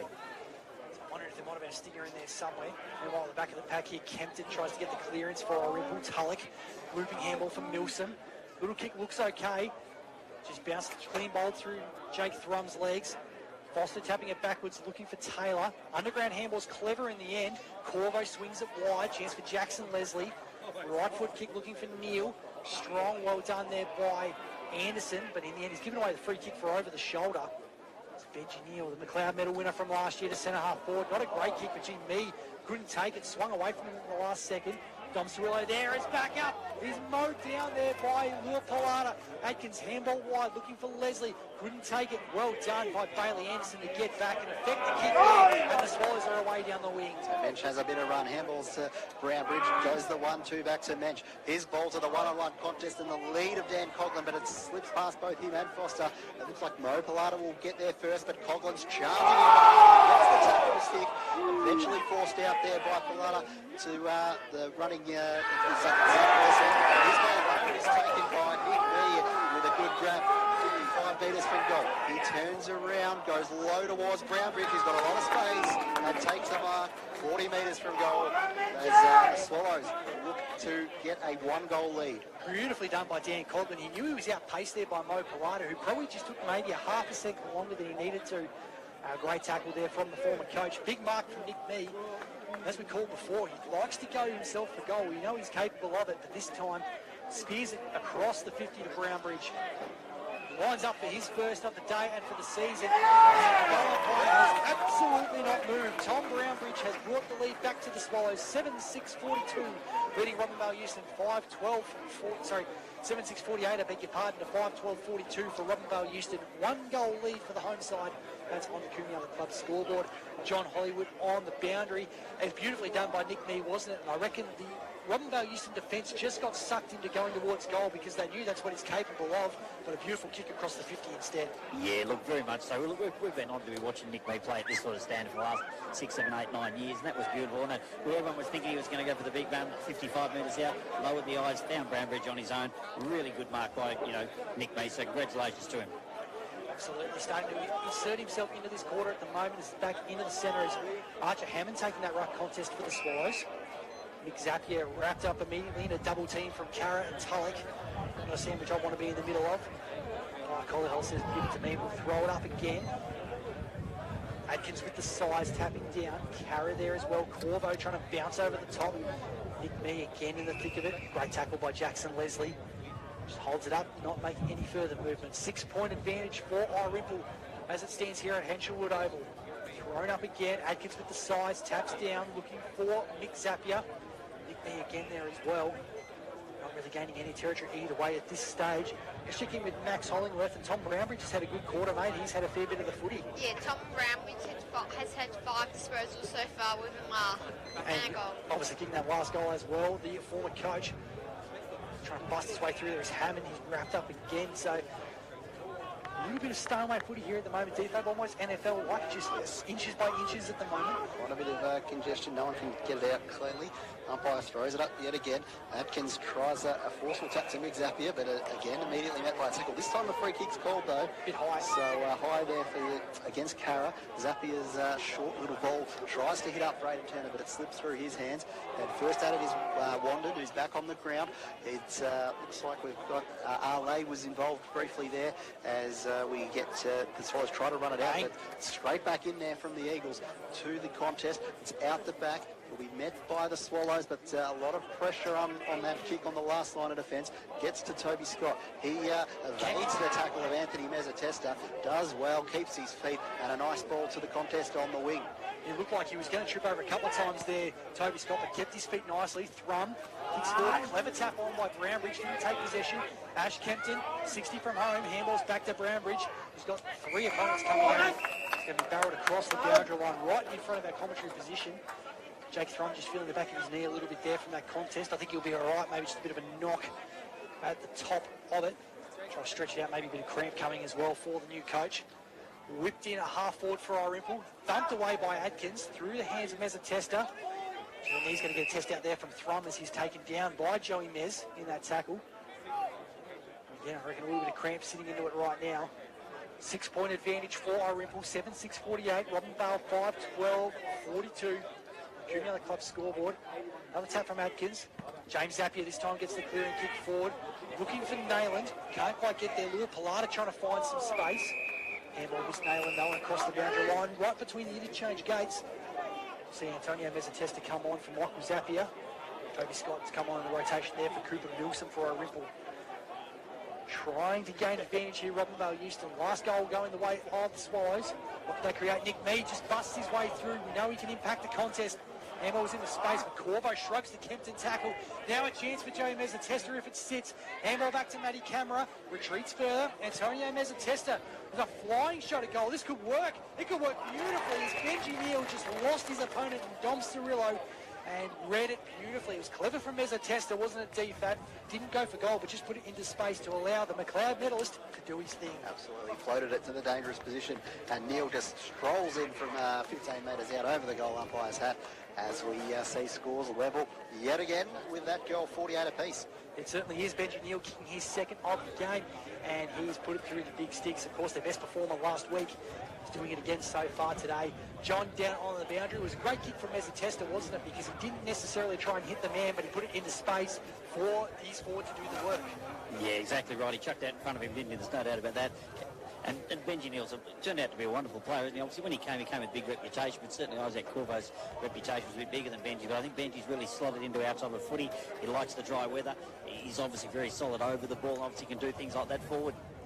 I reckon it's probably a string to his bow, DFAT, that we might not have realised he had, is being able to play as that deepest forward at the moment. It's probably not something we've seen too often, but clearly gives Craig Davison some other options. No, that's exactly right. Quite a lot of resting up forward going on at the moment, but Irymple have swung Dan Coughlin back into the midfield and Jake Thrum as well. So I'm guessing Nick Mees somewhere in the forward line or taking a rest on the bench at the moment. But another switch up in the middle. Yeah, Tom Brownbridge all by himself inside the forward 50 for the Swallows at the moment. Good clearance from Carra, goes in that direction, picks it up on the bounce. Handball was looking for Oldham, was smothered there by Taylor. Tap back comes to Moritz. He's got time to steady, looking for Kempton. That's well read. Really well done by Jackson Leslie, who was in the right place at the right time. Kempton didn't see him coming whatsoever until this red and white flash just went before his eyes. So Leslie long down the line looking for Pilata. That's Lua coming from half forward. Mees there, handballs to Dom Cirillo. Lands in the lap, the smothered kick off Pilata. Handballs off to Jackson Leslie, shows some speed over the top. Not a great looking kick, may work okay for Neal, but he's 2-on-1 out there on the forward flank. Shots one tackle, shots a second tackle. Beautifully done by the McLeod medalist who hits the man in Braden Turner. Handballs quickly to Isaiah Johnson around the corner, and as quick as you like, Robinvale Euston take back the lead. How good was that from Benji Neal again, DFAT, doing the dirty work. He's all up against it with two players on him, but not only shrugged that, but hit the target that you want to hit at the moment in Braden Turner, who then sets up Izzy Johnson. That's a pretty spectacular play there. We're just talking about how well he's done resting forward. He's really nailed that role this afternoon. Absolutely, has a third goal now for Isaiah Johnson. Hasn't seen a huge amount of the footy, but he's made it count when it's been in his hands. 7-12-54, Robinvale Euston, 7-6-48, Irymple. Third quarter now, 7.5 minutes gone.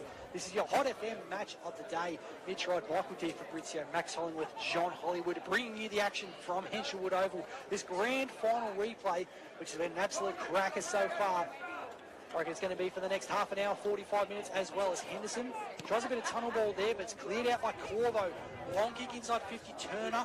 His fist comes over the top from Wandon. Adkins there, that's a beautiful tackle by Rock. Piggyback. It was absolutely just about taken on the Ferris wheel there by Dylan Adkins. In the end, it's just a stalemate and a ball up inside forward 50 for Robinvale Euston. Last two of the game for them. Adkins taps it down looking for Pilata. Clean bowls Thrum. Matt Camera around the corner. Oh, the bounce just doesn't do him any favours at all. In fact, it stays in play. Bailey Anderson reads it nicely. Kick out of defence is good to Toby Scott. So Scott will just keep it moving up the wing for the Swallows. Finds the mark of Kempton. as he turns and just pulls up, looks for options, and just a bit of a get-out-of-jail card played by the Swallows in that last forward foray.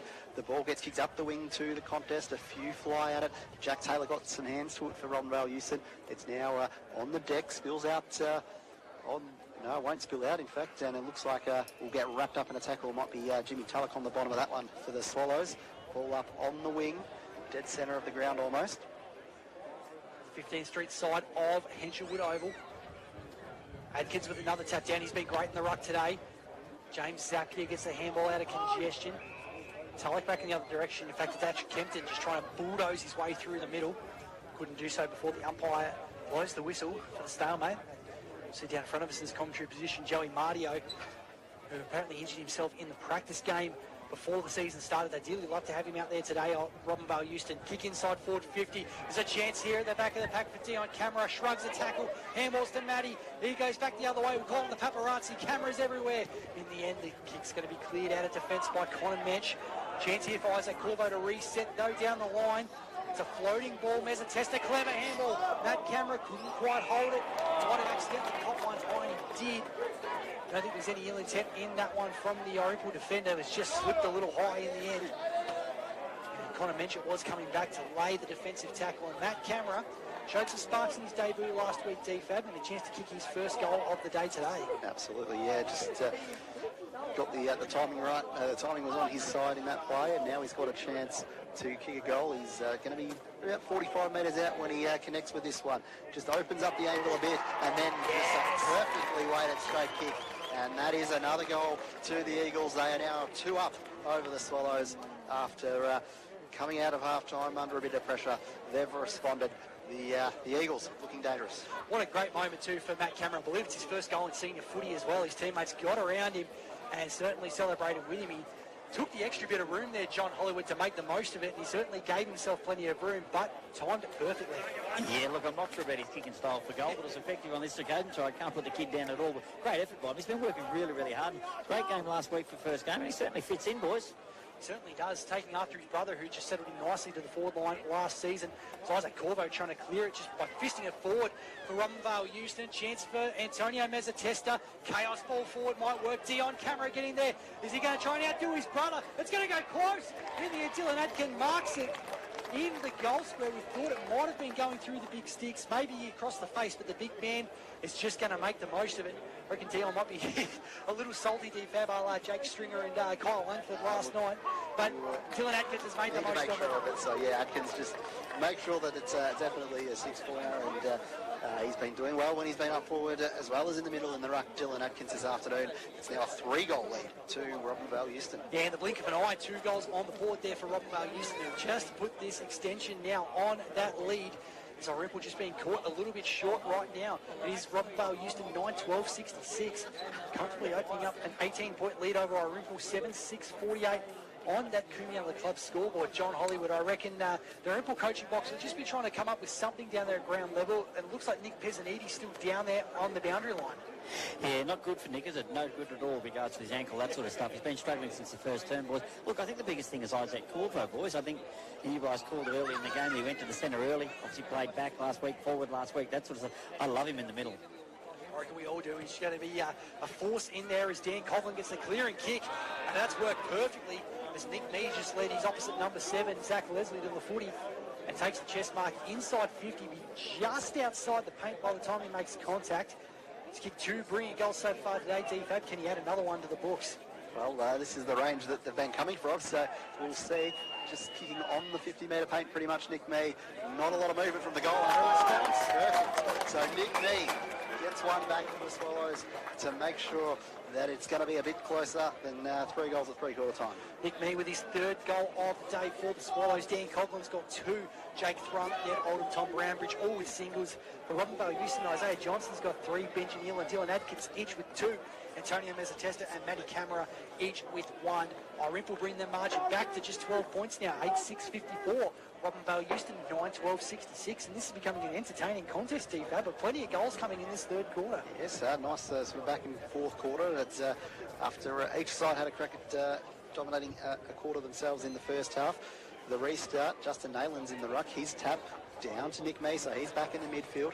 He gets a 1-2 partnership with Thrum and now has a lot of space, which is dangerous for Nick Mee, but his ball almost fell short of the contest, but ended up working out for Toby Scott. Can't just quite take it cleanly though, as Anthony Mezzatesta's involved. We see a tackle there. I think it might have been Antonio Mezzatesta as well involved in that contest, but we'll have the ball up on the wing commentary side of the ground. It's not like we could just go Ant Mezzatesta either, because it goes both ways, which makes things slightly more complicated. Got to get those syllables out. Beautiful tap down from Henderson to Hammond, who just gets a handball away in time. Joey Mezzatesta to Mick Sapia, but pinched by Josh Moritz. Kicks short down the line. It's going to be paid at Marcus. Good strong one by James Tulloch. Inside the centre square. Not going to waste time. Long down the line. Looking for Coughlin. Front position, there was Foster, got a crook-old bounce. Coughlin can't keep his feet. He's got a handball option. He's going to go for it himself around the corner. Last line, Jake Thrum, big spoil coming across by Isaac Corvo. It was on the last line. Thrum put himself into the right position, DFAB, but Corvo just timed his punch perfectly. And as Johnny said, he's been everywhere so far this quarter. Yeah, two very good players going at it in the one-on-one contest there. And Corvo just threw the fist at it to make sure that it got away as the throw-in comes out to the advantage of Nick Mee now. Oh, he's going to turn and he's going to have a shot, and that's what he does. Yeah. Two in a row for him, and the momentum is suddenly back with the Swallows. Nick Mee, 2 goals in about 4 minutes for him, and he's absolutely tearing this game open right now. 4 goals for him for the day, and we know how dangerous he can be. John Hollywood, you mentioned it earlier, he can just make something out of nothing, and now 2 goals in a row for Nick Mee has brought them right back in this game. Oh, look, he's magical. Look, if I was playing on Nick Mee, I'd actually sit inside his shorts. That's how much room you can give him. You can't give me more than that. If you do, you're in trouble. He takes a step with his pace and obviously kicking distance, you're in trouble. I reckon there's a stat that's come out in the last couple of years, DFAB. We're talking with Harley Reid coming through in the under-18 system where effective fend-offs is something that's come in. I reckon Nick Mee would be right at the top of that tree because he just had one perfectly there that set up the goal. Now out of the middle, Antonio Mezzatesta spearing ball through the hands there of Lua Pilata. Riley Ward tackles, handball now back to Pilata. Dion Camera trying to create something. Look away, handball might work nicely. Lua Pilata around the corner. That's how you respond immediately. What a handball by Dion Camera and a great finish by Lua Pilata on the left boot to put it back out to 12 points. And I can't keep up with the goals at the moment, DFAB. Maxime Hollingworth's just being absolutely run right. His pen's just about set fire up here in the commentary box. It's hard to keep up right now. Oh, absolutely. It's coming in thick and fast. But, yeah, what a sensational play there. Just the no-look over the back hand pass from Dion Camera. Finds Pilata, who just threw it on the boot and knew what to do. Seen some great goals. John, you must be exhausted. This is so loving it down here. I'm sitting with some of the Robinvale supporters down here. This is an absolutely fantastic game, boys, both ways. Absolutely it is. We are having a ripping time, if you couldn't tell, here on the airways of Hot FM. Benji Neal's clearing kick is smothered. Now it's tapped out wide. Joey Mezzatesta, quick handball to Michael Zapier. The Eagles go again. Kick works. Don't think it was his intended target, but it might work out okay. Dion Camera just did it nicely. Took a bit of weight off that kick, and the leading Justin Nayland takes the grab coming from full forward. We know last week, DFAB, he nailed 3 beautiful set shot goals. I wanted to handball every time. Let's see what he does now that he's back to himself. I think this is a reasonable position for him, as we saw both cameras getting involved in the chain of possessions there. Will there be 2 goal assists in a row for Dion Camera? Nayland goes back, leans back, sends it over the goal umpire's hat for another goal. So all of a sudden it's gone back the way of the Eagles, who now have the 3-goal lead again. They brought it back to within 1 goal, Irymple, and then in the space of about 2 minutes it's gone back out the other way. This has been an incredible third quarter of footy. We're privileged to be sitting here watching it at the moment.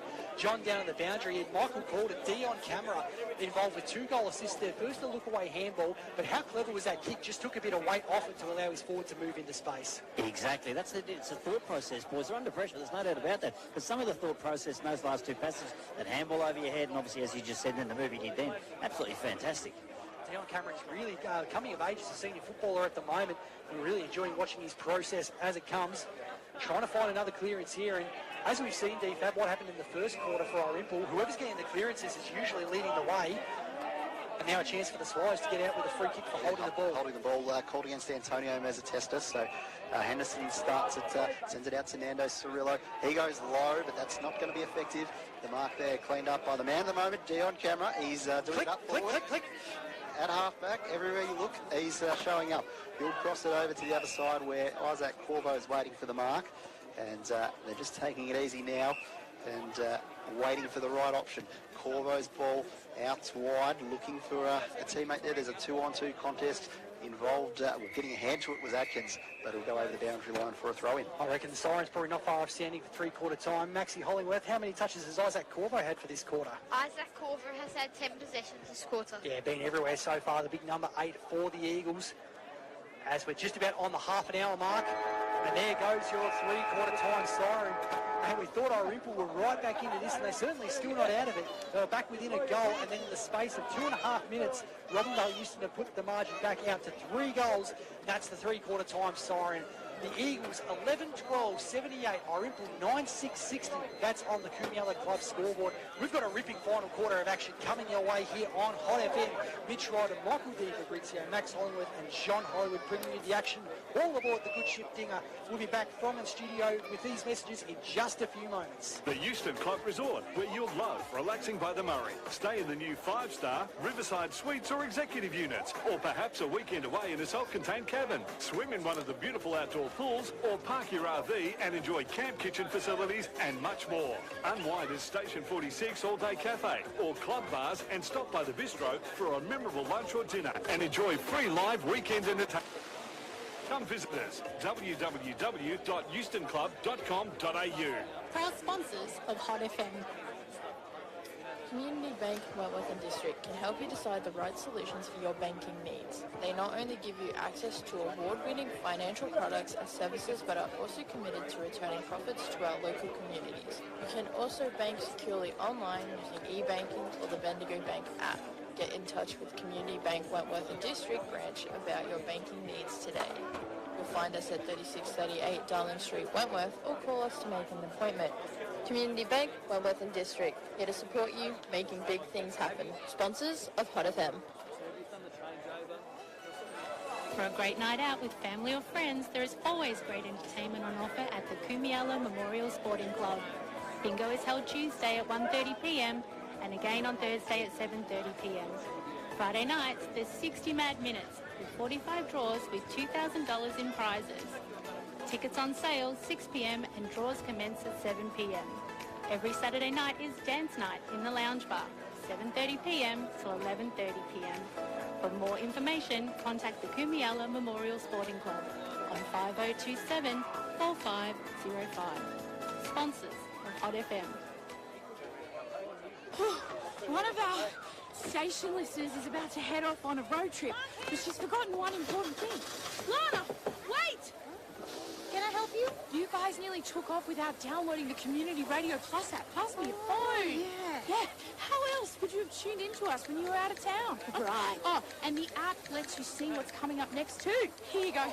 Love it. Thanks. Woo. Make sure you download the Community Radio Plus app before you head off on your holes. Bye. Drive safe.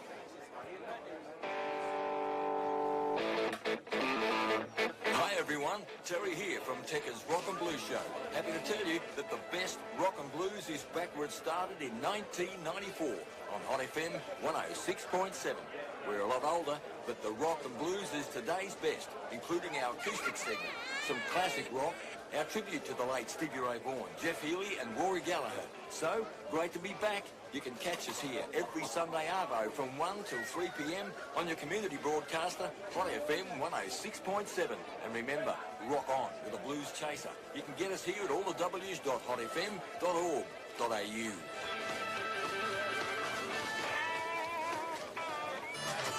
The Kallalari Music Festival is back for 2024 with another great lineup including Texan country artist Kevin Welsh, the calypso sounds of Nicky Bomber's band Bustamento, Melbourne's legendary blues outfit Checkerboard Lounge, Gusto Gusto, the Masked Gully Fellas, Manchild and the Blues Kids, Mildura Zone and the Bluesberries, and much more. April 12th, 13th and 14th. Get your tickets online from kallalarimusicfestival.com.au. With thanks to Community Bank Wentworth and District, Hot FM is live local football. You bet it is, and we're glad it's back here today. Of course, it's been a cracking third quarter here at Henshelwood Oval. Hopefully you've been here with us on our Hot FM Match of the Day call. If not, welcome and strap yourself in for a big final term. Robinvale Euston 11-12-78, lead Irymple 9-6-60 on the Coomiella Club scoreboard. For the Eagles, Isaiah Johnson, 3 goals, 2 each to Benji Neal and Dylan Atkins, Antonio Mezzatesta, Matt Camera, Lua Pilata and Justin Nayland with singles. For Irymple, Nick Nees kicked 4. Dan Cochran's got 2, Jake Thrum, Ned Oldham and Tom Brambridge each with 1. Let's get the numbers from the best man in the game, Max the Axe Hollingworth. And Maxie, let's start with Isaac Corvo, who was outstanding in that third term. Yeah, Isaac Corvo was great in that last quarter. He had 10 possessions, have 19 possessions for the game, along with 1 mark. Yeah, very influential in the middle in that third quarter. What about Benji Neal? The McLeod medalist was very good down forward. Benji Neal was good, also good that quarter. Benji Neal had 6 possessions that quarter to have 21 possessions for the game. What about Sorry, mate. 1 mark and a goal. I beg your pardon, mate. What about Jack Taylor playing at centre half back today? Jack Taylor was quiet again with just 2 possessions. Certainly playing a blanketing role on Tom Brambridge though, but his opponent was very influential in that quarter. What about Antonio Mezzatesta, the meatball? Antonio Mezzatesta was good that quarter with 4 disposals. And quickly for Irymple, can you run us through each of the players there in their third quarters? Jake Thrum had 6 possessions with 2 behinds. Dan Coughlin was good as well with 4 possessions. Tom Brambridge was great with 7 possessions and his goal. And Cooper Milson had just 2 possessions. Beautiful, love your work there, Max Hollingworth. Michael Di Fabrizio, you've got some better players in that third quarter for us? Oh, look, there's a few, probably Nick Mee that quarter, both in terms of kicking the 3 goals for the quarter, was it? And also doing quite a bit more midfield work. Looked pretty impressive.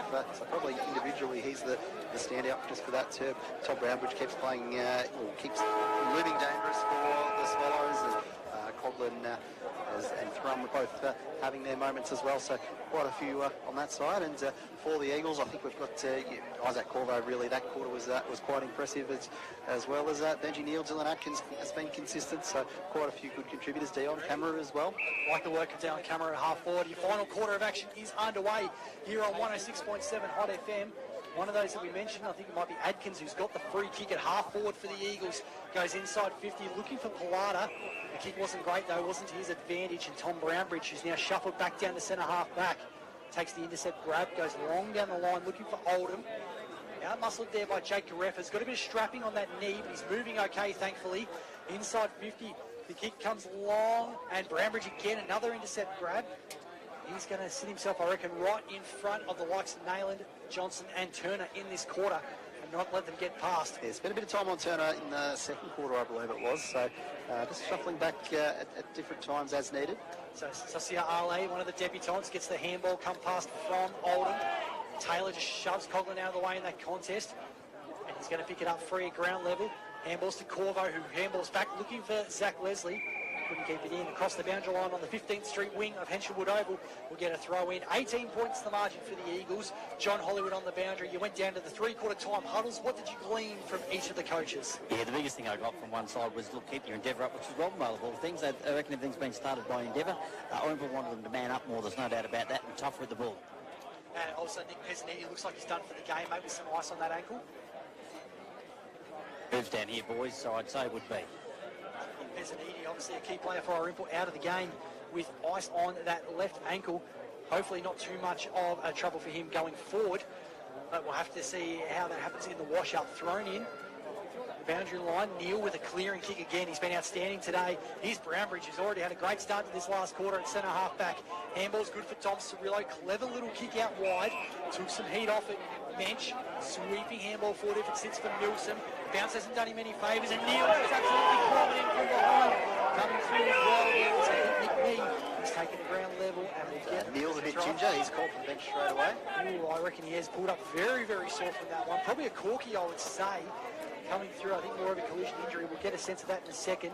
Michael Zappia replaces him. Meanwhile, Cara, handball off the Connor bench, was probably unlucky not to get taken high at the end by Michael Zappia, who just came on to replace Neal. I think the umpire was on the right side for it, though. It's going to be a free kick the way of the Eagles. Short kick just travels the 15, Dylan Atkins. So pretty big influence on this game, DFAB in the ruck. Yep, absolutely. He sends it up now, finds with the contest, it goes over the back of Henderson, but comes to Nando Cirillo, whose handball finds Moritz. He's brought down in a sharp tackle though, so that generates the turnover, but then it'll be back in the hand of the Swallows because that kick went straight out of bounds. Yeah, Michael Zappia was trying to be clever, took a bit of weight off it, see if he could land it in the lap of Lua Pilata. But in the end, he had too much on it and out of bounds on the full. Might go down for Enjoy Catering. John Hollywood on the boundary. Benji Neal looks like more of a corky than anything. Not so sure. It looks like a high hamstring to me, and he's touching it, pushing it, that sort of stuff. Haven't rubbed anything yet. They tried to get him to lay down. He said no, he wanted to stay up. He's moving about on the boundary, but he looks, he doesn't look well to me. Let's keep an eye on that in the last quarter. This could be a big blow for Robinvale Euston if Benji Neal can't come back on for the rest of the game. Meanwhile, thrown back in, Dylan Adkins, double hand down, looking for Scott. Grabbed it nicely. She was upended, but bounced up okay. Archer Hammond now just parrying the ball towards the boundary line. And we'll get a throw-in right between the interchange gates. Nearly 4 minutes gone in this final term. No addition to the scoreboard. 11-12-78 for Robinvale Euston. 9-6-60 on the board for Irymple. She was a shotgun third quarter defab, slingshotting from end to end with the goal kicking. It's been much more stagnant to start this final quarter, I reckon, as the game's wearing on some of these bodies out here. Yeah, it could be the calm before the storm, though. We saw 10 goals in that third quarter, so might just be a little lull before it starts coming in again. Got a score from quarter time out of George Gordon Oval. Of course, the twilight game out there. Wentworth leading Redcliffs at 7-1-43. The Tigers at 4-2-26. As we just went over the boundary line, so we'll have another throw in on the wing, so a bit more stop-start kind of work. A lot of Dylan Adkins on Mitch Henderson action in the ruck.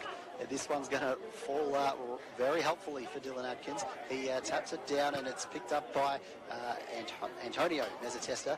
His ball to the contest, Izzy Johnson doesn't take it, but really does well at the ground level. Turns and goes, looks to Nayland, touched it was, and gets the handball to Joey Mezzatesta. He just throws it towards goal, and it'll just off to the right for a behind, so it's now a 19-point lead to Robinvale Euston. Could actually be a handy behind coming through there for the Eagles. It now requires Irymple to kick 4 goals to get in front. Also got a score update from Brian Waitman Oval at three-quarter time. It's Imperials 10-7-67, leading Mildura 5-6-36 at three-quarter time. So the Green Machine made a cracking start to the season so far. As Brownbridge kicks out a fullback, finds the leading Zach Wandon. 100th game for the club today, the skipper, and that's not his best effort. He's definitely been in the wars today. Pretty sore, as John Hollywood said.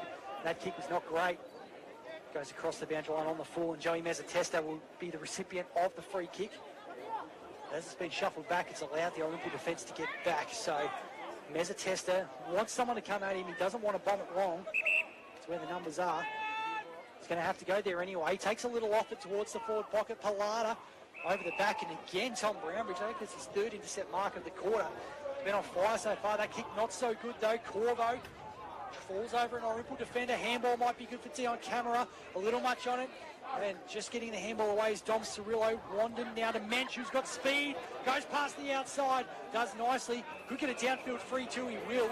It's just a bit late from Dylan Adkins. And the Swallows can go forward here, defense. So Ritz has got it on the wing. His ball looks to send it in the direction of Ned Oldham, who's just going to get it just outside 50. Nice. Bounce well, and he withstood the pressure. Finds Toby Scott. He's going to go for a snap towards goal, but just will be a bit on the shorter side. So it'll float to the left for a behind to cancel out the one at the other end from the Eagles. It's pretty handy actually in the end from Noah Foster, who left his man and just did enough to affect the kick.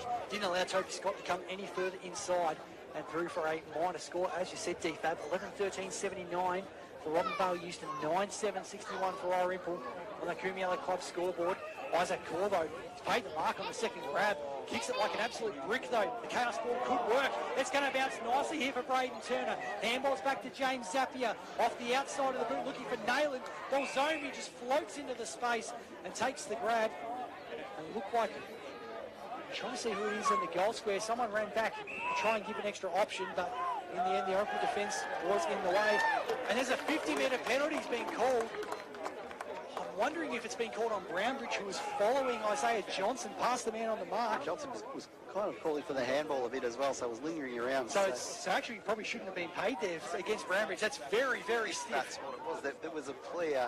Bolzomi fell over earlier as he kicks the goal to get the first goal of the fourth quarter, and an important one because it pushes it out to 4 goals, the margin. But yeah, he was Bulzomi felt he was pushed over as he was trying to retrieve the ball, but I think it was after that the 50 was called, so not exactly sure entirely what happened there, but either way, it's a goal to Robinvale Euston.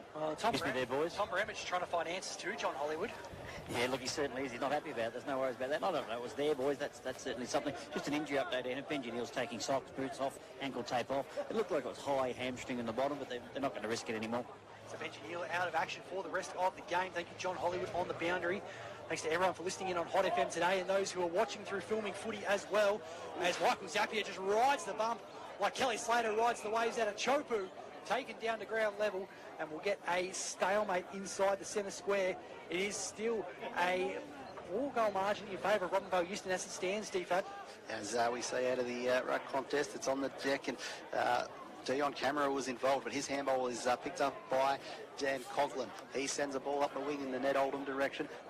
Neither of the tall guys there can pick it up cleanly, so it'll be almost out of bounds, but it just stays in, and Dan Coughlin retrieves it again, so he has another crack in towards Milsom, but it goes past the contest, as we'll see Robinvale Euston get the chance to set it up, and it'll be taken as a mark there by Matt Camera. Yeah, nicely done. Good lead. Was well picked up by Jackson Leslie at half-back on the half-volley. Camera looks for older brother Dion, off hands, follows up nicely, back to Matty, nice handball inside, is pinched though by Nando Cirillo, did well to get in the way of the meatball. Handball wasn't great though, back to Bailey Anderson, gets wrapped up in a good tackle there. Coming from, I reckon that might be Jimmy Zapp, who's had a good game today in the number 24, made famous of course by his uncle, the great Don Falvo, as Adkins takes out of the ruck. Handball to Antonio Mezzatesta, goes to the square, it's across the face and it's going to bounce through for a minor score. Again, a handy behind there for Robinvale Euston. Back out to 19 points. Robinvale 12-14, 86. Irymple 9-7, 61. 25-point lead on that Coomiella Club scoreboard.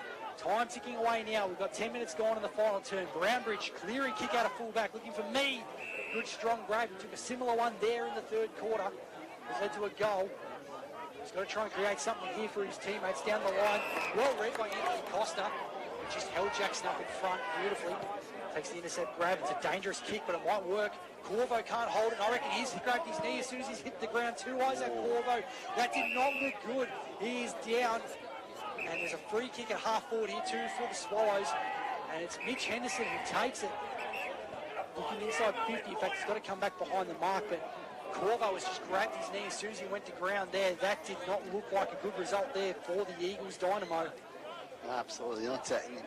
Obviously with Benji Neal's day done already, it wasn't looking like a good injury outcome from this game, but goes from bad to worse at this point for Robinvale Euston. Yeah, stretch I reckon is going to be called for now as Isaac Corvo. Geez, what a good player he is for Robinvale Euston. And it could be a travesty really if that's a knee injury for him.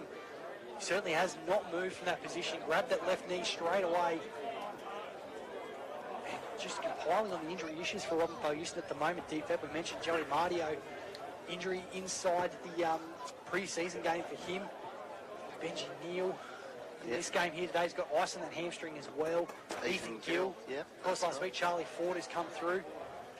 Nice to see the Irymple trainers as well helping him off the ground, DFEP. That's always a good sign in country footy. That's exactly right. But he's getting stretched off now, so we'll have to keep an eye on that situation. I'm sure we'll hear a bit more during the week about what his status is. But not great to see for Robinvale Euston. A couple of injuries to 2 of their star players this afternoon.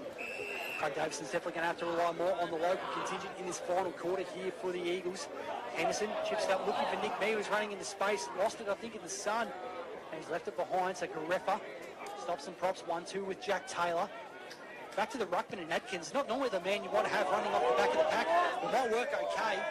In fact, it's taken intercepted by Riley Ward.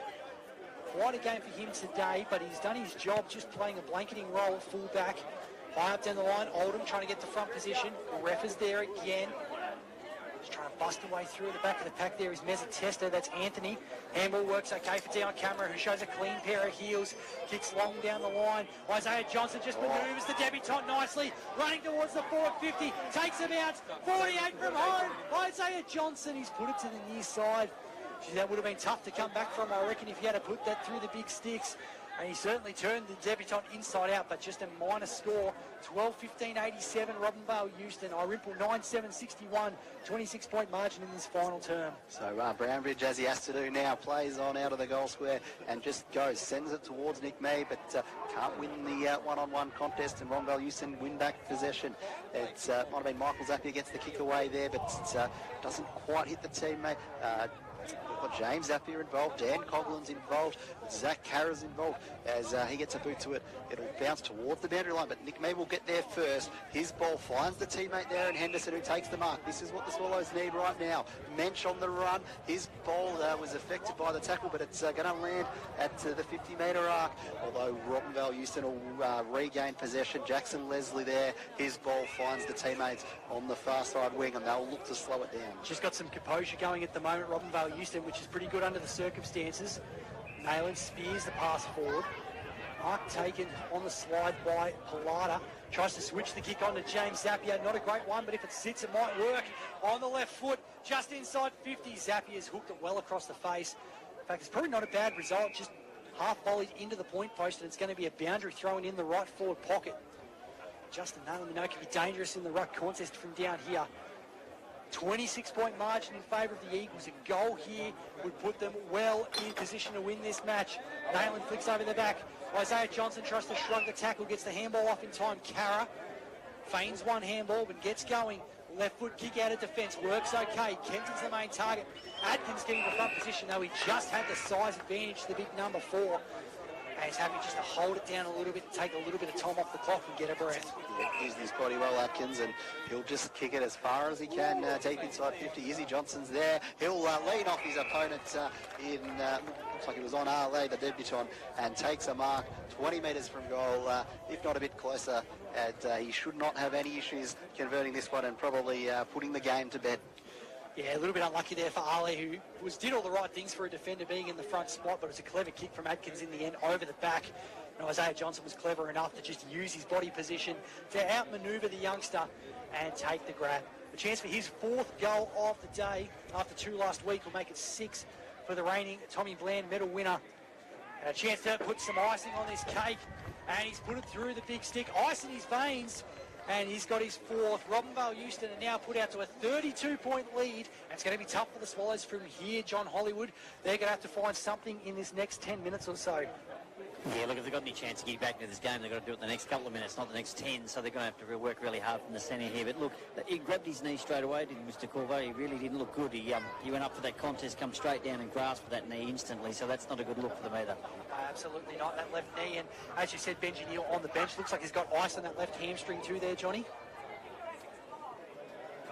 And some people talk to him, and he said he reckons he's going to be all right, reckons he's going to be fine, and he wanted to go back on, so they just said, nah, sorry, mate, just ice it up, and we'll look over it the week, and then we'll go next week. Well, I think the Eagles have got a bye coming up, and then, of course, after having the season opener in the first week, another bye in there as well, so might just take it a precautionary measure, as they will with Charlie Ford, as Antonio Mezzatesta draws the high tackle free kick from Jake Thrum. The meatball goes to the half-forward line. Ugly-looking kick. Result is just as the same as it goes out of bounds on the 15th Street wing here at Henshelwood Oval. The crowd is just somewhat subdued now at this stage, with the margin pushing out to 32 points. The Eagles 13-15-93, Irymple 9-7-61 on the Coomiella Club scoreboard. So huge thump forward there out of the ruck from Adkins. It'll fall to Brownbridge, but can't quite get down low enough to pick it up. As a handball comes out, looks like might have been Mo Pilata was the one to meet it, and he might even have another crack at it here. He throws it on the boot towards the top of the goal square. There's 3 Swallows and just a couple of Eagles there, but it'll bounce and hit the point post, so we'll have another deep forward throw in as the 4th quarter ticks away, and it's not in the right area of the ground for the Swallows to be making any sort of comeback. John, clever work, I reckon, from the skipper, Braden Turner, who we know has been a good leading forward today. He's now just sitting himself back as a loose man in defence. Yeah, fantastic, isn't it? He's been fantastic all day. I know he hasn't got the ball a lot. I know he hasn't kicked 6 or 7, but he created all the monsters. He really pushed up and led, and if he didn't get the ball and went over his head, there was plenty of space in front of him, plenty of space behind him. There's a free kick, no, out of bounds in the right forward pocket there for the Eagles, as Arle's handball just put Ken Coughlin under a little bit of pressure, and out of bounds in the right forward pocket.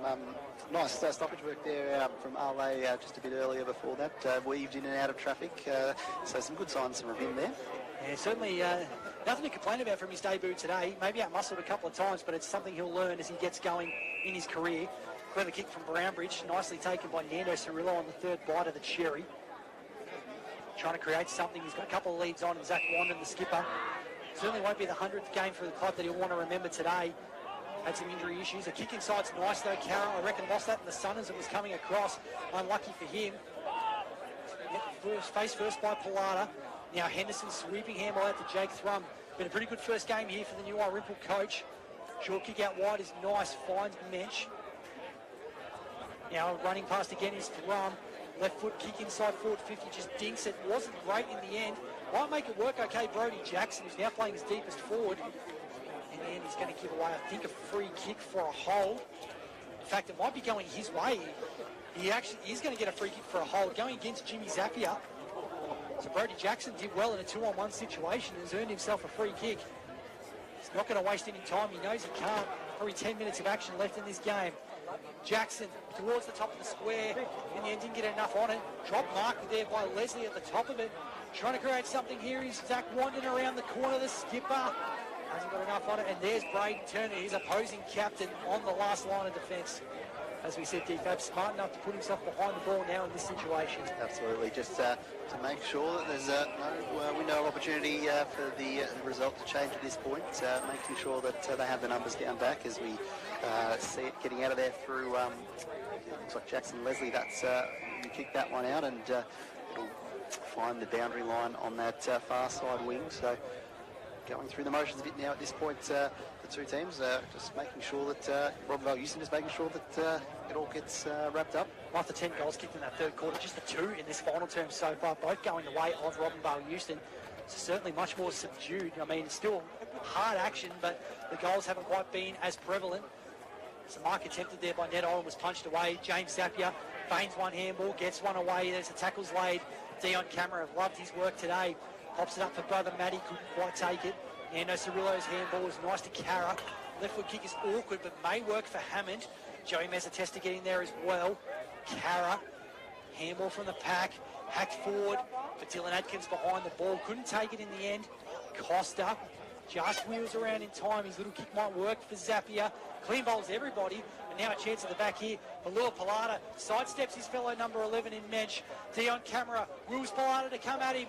He leaves it behind, and Mensch is going to get the clearing kick, and it's going to work out to Coughlin, who's been imperious again today, DFAB. Absolutely has, and he looks for the coach in Jake Brown, who takes the mark ahead of Garefa, helps to play on, but was under a bit of pressure. Ends up working it to Tom Brownbridge, who just keeps on running, and he's going to have a shot from the pocket. Can he wait it perfectly? I think he might have. He's got it.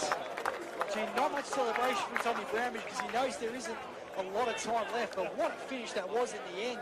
Took his full measure of 15, the wrong side DFAB for him, and has absolutely split the uprights. That's right, just kept on running, and just decided to have a crack and did it perfectly. The odds didn't seem like they were in his favour there, but Tom Brown made it look good. Second goal for the former co-coach today, as he gets his second at this stage.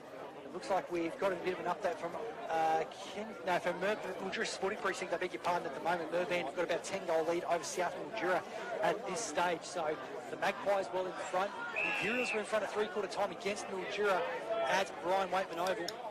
And Wentworth with the early lead in the twilight game against Redcliffe's at George Gordon Oval as Nick Mee kicks out in the fourth flank looking for Jake Thrum. Didn't really get the connection he wanted on that one either. The superstar in the number 7. He's kicked 4 goals today. Really broken the game open at different points in time, but the answers have all come from Robinvale Euston at this stage. They kicked the last 2 goals of the third quarter. Kicked the first 2 of this one before Brownbridge answered just before. Moritz handballs looking for Dom Cirillo. Been a pretty good return game for him. Nick Mee's absolutely set upon and taken down with a great tackle. And I reckon it might be Anthony Mezzatesta who's laid that one. Nick Mee not happy with the treatment. He's decided to let him know about it too. I reckon there might be potentially a 50-metre penalty in this one, just waiting for the congestion to clear. But I reckon a bit of frustration on the face of Nick Mee more than anything in that one, DFAB, because he wasn't expecting to be mowed down like that. Sorry, it looks like Anthony Mezzatesta will be the one to end up with it. Been pretty impressive today, I reckon. Yeah, no, definitely. Both him and Joey Mezzatesta got called a bit, and Antonio as well has had his moments, so quite a few good games there from the Mezzatesta clan as they're sharing it around at in the back line at the moment, the Eagles, and a big kick out of there by Braden Turner. It's going to be marked by Michael Zappia as he looks to hold it up, waiting to see what options present themselves. He goes short to Atkins, who just dives to take the mark, as the Eagles just running down the clock at this point, looking forward to celebrating their first win of the season. After the loss last week to Imperials, they've bounced back in the best possible way as they share it around a bit more. Kicks up the ground. It's going to be marked by Nick Meadow for the Swallows, as calling for it was Jake Thrum, but he's Nick May just decides to go for a bit of a run, almost mowed down. Shares the ball there as the ball was, as mentioned, kicked it away, and it'll go an up the ground free kick to Thrum. So he handballs off to Tom Brownbridge in a bit of traffic back to Thrum as the Swallows look to go forward. And finds Moritz running past with the handball is the big ruckman, and Henderson is going to wind up from outside 50. Open goal square. In the end, a bit of a floater of a kick and bounced through for a minor score in the end. Which was Toby Scott, I think it was upended at the other end of the ground. He bounced up straight away, but we talked about Anthony Mezzatesta with Nick Mee tackle before. He's just letting his presence be felt in this final term. Robinvale, Euston, of course, next week have the bye, so I reckon that's very part of the reason they're putting Benji Neal on ice at this stage. Yep. Good opportunity to rest up the bye there, and as like you say, it's round 4. They get it was the corresponding weekend that were meant to play Imperials, so that'll be another rest as well. They'll come back and play Redcliffe the following week in the twilight game at John James Oval, and then have another bye again, so just keeping some players, I reckon, on ice a little bit now, Deepak. Yeah, that's right. So in the end, ultimately, the fix just worked out pretty well for them. Those extra breaks are going to come in handy. So about to be thrown back in. Just trying to clear this congestion at the moment. Trying to find an option in Dylan Atkins and Mitch Henderson. Atkins has been fantastic in the ruck today, but sharked by Kempton, who's now Nick Mee's been run down again, this time by Mo Pilata. Mee again not happy with the treatment there. He's got to be careful not to give away another 50, but Pilata, I reckon he's been pretty good at half-back today. And there goes the final siren. What a game it has been. And Robinvale Euston stood up when the pressure was on. They might have lost a couple of important soldiers along the way, but they have got the win. 13-15-93. Irymple 10-8-68. That's on the Kumiala Club scoreboard. What a cracking contest we had on our hands here today at Henshawwood Oval. We're going to head back to the studio and take some messages from our valued sponsors and be back to wrap up what's been a cracking game of football here at Henshawwood Oval. You'll love barbecues. Hi. But spare a thought for the lonely sod stuck behind the grill while everyone else is having fun. Like Daniel here. You know why he invite you? No, I'm not staying. I'm from the radio station. I'm here to help you download the Community Radio Plus app. Pass me your phone. Sure. Cool. With the app, you can now listen to us anywhere and even message the studio. So you'll always have company. Thanks. Oh, sausage. Oh. Yeah, that will be hot. Oh. Download the Community Radio Plus app for yourself. Are you needing catering for your next event? Enjoy Catering can provide catering to all types of events and functions. Finger food, paellas, our famous salt and pepper squid, or full course a la carte meals with over 20 years experience. Enjoy Catering provide outstanding service and will make your next function one to remember. Why not ask about our free venue hire with full bar facilities? Enjoy wine, enjoy food, enjoy life. That's Enjoy Catering. Take the stress out of your event and call our team today. Proud sponsors of 106.7 Hot FM. Community Bank Wentworth and District can help you decide the right solutions for your banking needs. They not only give you access to award-winning financial products and services, but are also committed to returning profits to our local communities. You can also bank securely online using e-banking or the Bendigo Bank app. Get in touch with Community Bank Wentworth and District branch about your banking needs today. You'll find us at 3638 Darling Street, Wentworth, or call us to make an appointment. Community Bank, Wentworth and District, here to support you, making big things happen. Sponsors of Hot FM. For a great night out with family or friends, there is always great entertainment on offer at the Kumiala Memorial Sporting Club. Bingo is held Tuesday at 1:30 p.m. and again on Thursday at 7:30 p.m. Friday nights, there's 60 mad minutes with 45 draws with $2,000 in prizes. Tickets on sale 6 p.m. and draws commence at 7 p.m.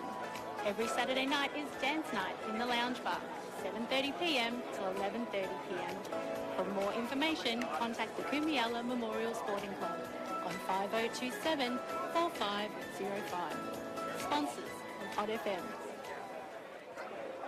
What an era, the 60s. An explosion of civil rights, social change and a melting pot of music. Rock and roll, surf music, fast cars, girl groups, harmonies and the British invasion. I play it all, from folk, rock, through to protest songs and R&B. Hi, my name's Danny, and if it's the 60s you want, come and join me on Hot FM 106.7 Mildura and 90.7 OU in Robinvale and Wentworth for the 60s long lunch every Tuesday and Thursday from 12 noon.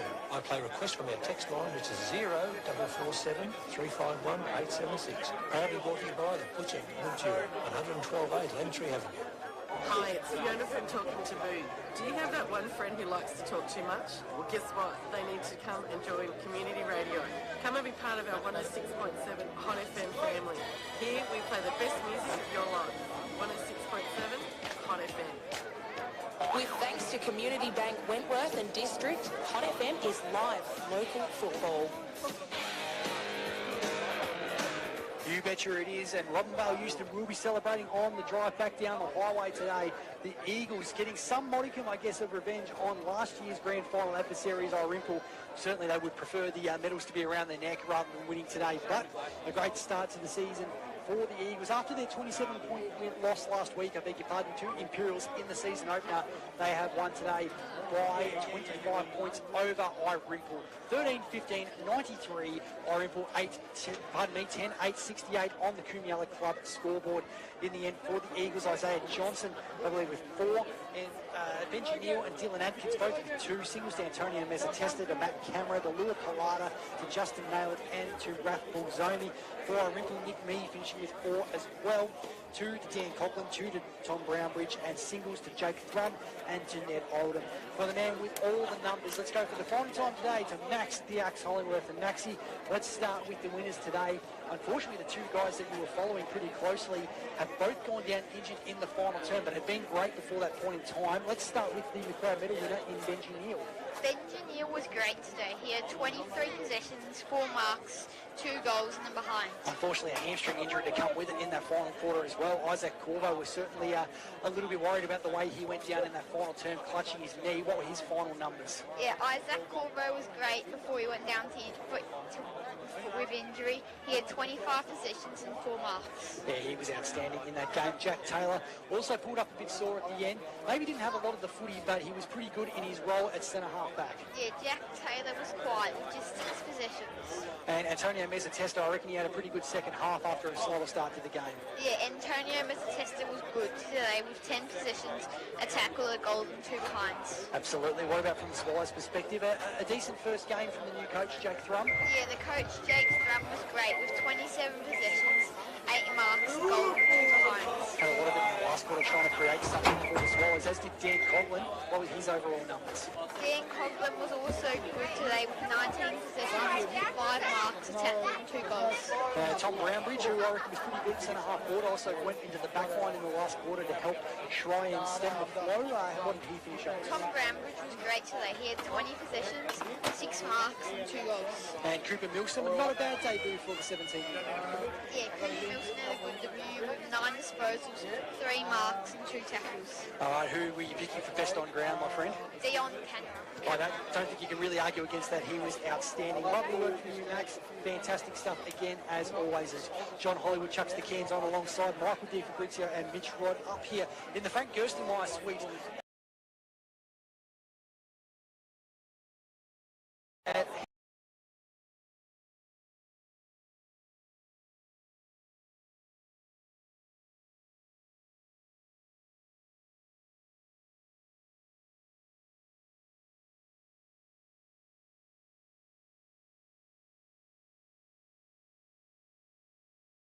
Ground level, you heard me, I was swapping at the mouth, there's no doubt about that. That was some of the most exciting football I'd seen in calling. It's my 21st year of calling footy locally, and it was just a fantastic third term. Little drizzle went off in the last, got a couple of injuries, the margin crept out to over 30 points. After it got to the 10-12 minute mark, it's going to be very hard for them to get back, but just fantastic nonetheless. Yeah, well, kind of warned a bit last week when we spoke to Jake Crum, and he said that one thing that he might look to change is dial up the offensive side a little bit.